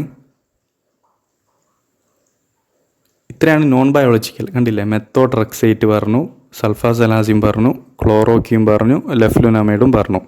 ഇനി അടുത്തതാണ് ബയോളജിക്കൽ ഏജൻസ്. ബയോളജിക്കൽ ഏജൻസ് എന്ന് പറഞ്ഞാൽ ഇത്രയേ ഉള്ളൂ. നമ്മുടെ ഇത് എന്താണ്, ഇഞ്ചക്ഷനിലൂടെയാണ് കൊടുക്കുക. ഇത് ഇഞ്ചക്ഷനിലൂടെയാണ് കൊടുക്കുക. അതുപോലെ തന്നെ ഭയങ്കര കോസ്റ്റ്ലിയാണ്. ഇത് വേറെ ഒന്നും കൊണ്ട്, അതായത് ഡിമാർട്സ് നോൺ ബയോളജിക്കലിൽ കൊണ്ട് മാറുന്നില്ല എങ്കിൽ മാത്രമാണ് ബയോളജിക്കൽ കൊടുക്കുക. ഇത് കോസ്റ്റ്ലിയാണ്. അതുപോലെ തന്നെ ഇഞ്ചക്ഷനിലൂടെയാണ് കൊടുക്കുന്നതും. ഇതെന്ന് പറഞ്ഞാൽ ഒന്നുമില്ല, സിമ്പിളാണ്. നമ്മൾ ഇൻഫ്ലമേറ്ററി മീഡിയേറ്റേഴ്സിനെ കുറയ്ക്കാൻ വേണ്ടിയിട്ട് കണ്ടില്ലേ, ഇൻ്റർലൂക്കിംഗ് 1 ആൻറ്റഗണിസ്റ്റ്. ഇപ്പോൾ മെക്കാനിസം എന്ന് പറഞ്ഞാൽ എന്താ, അത് ഇൻ്റർലൂക്കിംഗ് 1നെ എന്ത് ചെയ്യുന്നതാണ്, ബ്ലോക്ക് ചെയ്യുന്നതാണ്. TNF alpha inhibitor. TNF alpha എന്താണ്, അതൊരു ഇൻഫ്ലമേറ്ററി മീഡിയേറ്ററാണ്. അതുപോലെ തന്നെ ഇനി ഇവിടെ എന്തുണ്ട്, അടുത്ത ഡ്രഗാണ് ഇൻഫ്ലമേറ്ററി ഇൻ്റർലൂക്കിംഗ് 6 ഇൻഹിബിറ്റർ ഉണ്ട്. അത് നിങ്ങൾ പഠിക്കണ്ട, നിങ്ങൾ ഇത് പഠിച്ചാൽ മതി. ഇൻ്റർലൂക്കിംഗ് 6 ഇൻഹിബിറ്റർ ഉണ്ട്.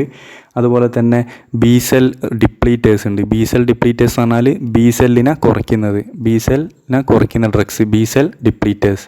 ഇതൊക്കെ എന്താണ്, ഇമ്മ്യൂൺ സെൽസിനെ കുറയ്ക്കാൻ വേണ്ടിയിട്ടുള്ള നമ്മുടെ ശരീരത്തിൽ നിന്ന് തന്നെ ഉണ്ടാക്കിയെടുത്ത ഡ്രഗ്സാണത്. അപ്പോൾ അത് താരയിലുള്ള ഒരു ഇത് കാണിച്ചു തരാം. ഇതാണ് താരയിലുള്ളത്, കണ്ടില്ലേ. ഡ്രഗ് എന്ന് പറഞ്ഞാൽ TNF ആൽഫ ഇൻഹിബിറ്ററാണ് ഇത്. ഏതൊക്കെ, ഇറ്റനാറസെപ്റ്റ്, ഇൻഫ്ലിക്സിമാബ്, അഡാലിമുമാബ്. ഇൻ്റർലൂക്കിംഗ് 1 ആൻറ്റഗണിസ്റ്റാണ്. ഇൻ്റർലൂക്കിംഗ് 1നെ ബ്ലോക്ക് ചെയ്യുന്നതാണ് അനാക്കിൻഡ്ര. ഇനി T-സെൽ ആക്ടിവേഷൻ ഇല്ല, അതായത് T-സെൽ, നമ്മുടെ T-സെൽ ആക്റ്റീവ് ആകുന്നതിന് ഇൻഹിബിറ്റ് ചെയ്യുന്നതാണ് അവാറ്റാസെപ്റ്റ്. ഇനി ബി സെല്ല്, അതായത് ബി ലിംഫോസൈറ്റ് എന്ന് പറഞ്ഞാൽ അതാണ് ബി സെല്ല് എന്ന് പറയുന്നത്. ബി സെല്ലിനെ ഇൻഹിബിറ്റ് ചെയ്യുന്നതാണ് റിറ്റൂക്സിമാബ്. അപ്പോൾ ഇതാണ് ചാപ്റ്റർ. ഇതിൻ്റെ ADRും യൂസും ഇവിടെ തന്നെ ഉണ്ട്. യൂസ് എന്ന് പറഞ്ഞാൽ റൊമറ്റോയ്ഡ് ആർത്രൈറ്റിസ് എഴുതി കൊടുക്കുക. ഓക്കെ, അപ്പോൾ ഇത്രയാണ് വരുന്നത്, ചാപ്റ്റർ വരുന്നത്. അപ്പോൾ ഇതിൻ്റെ കോഡ് ഞാൻ ഉണ്ടാക്കിയിട്ടില്ല, ഞാൻ ഉണ്ടാക്കിയിട്ട് എന്ത് ചെയ്ത് തരാം, നിങ്ങൾക്ക് ഇട്ട് തരാം. ഓക്കെ. അപ്പോൾ നിങ്ങൾക്ക് കുറച്ച് മടുത്തിട്ടുണ്ടാകും, കാരണം അങ്ങനത്തെ ഒരു ടോപ്പിക്കാണ്. കാരണം എടുക്കുന്ന എനിക്ക് തന്നെ നല്ല മടുപ്പുണ്ട്. അപ്പോൾ എന്ത് ചെയ്യുക, നിങ്ങൾ മാക്സിമം നോക്കി പഠിക്കുക, കൺസെപ്റ്റ് മനസ്സിലാക്കി വെക്കുക, എന്നിട്ട് എന്ത് ചെയ്യുക, ഡ്രഗ്സും പഠിക്കുക.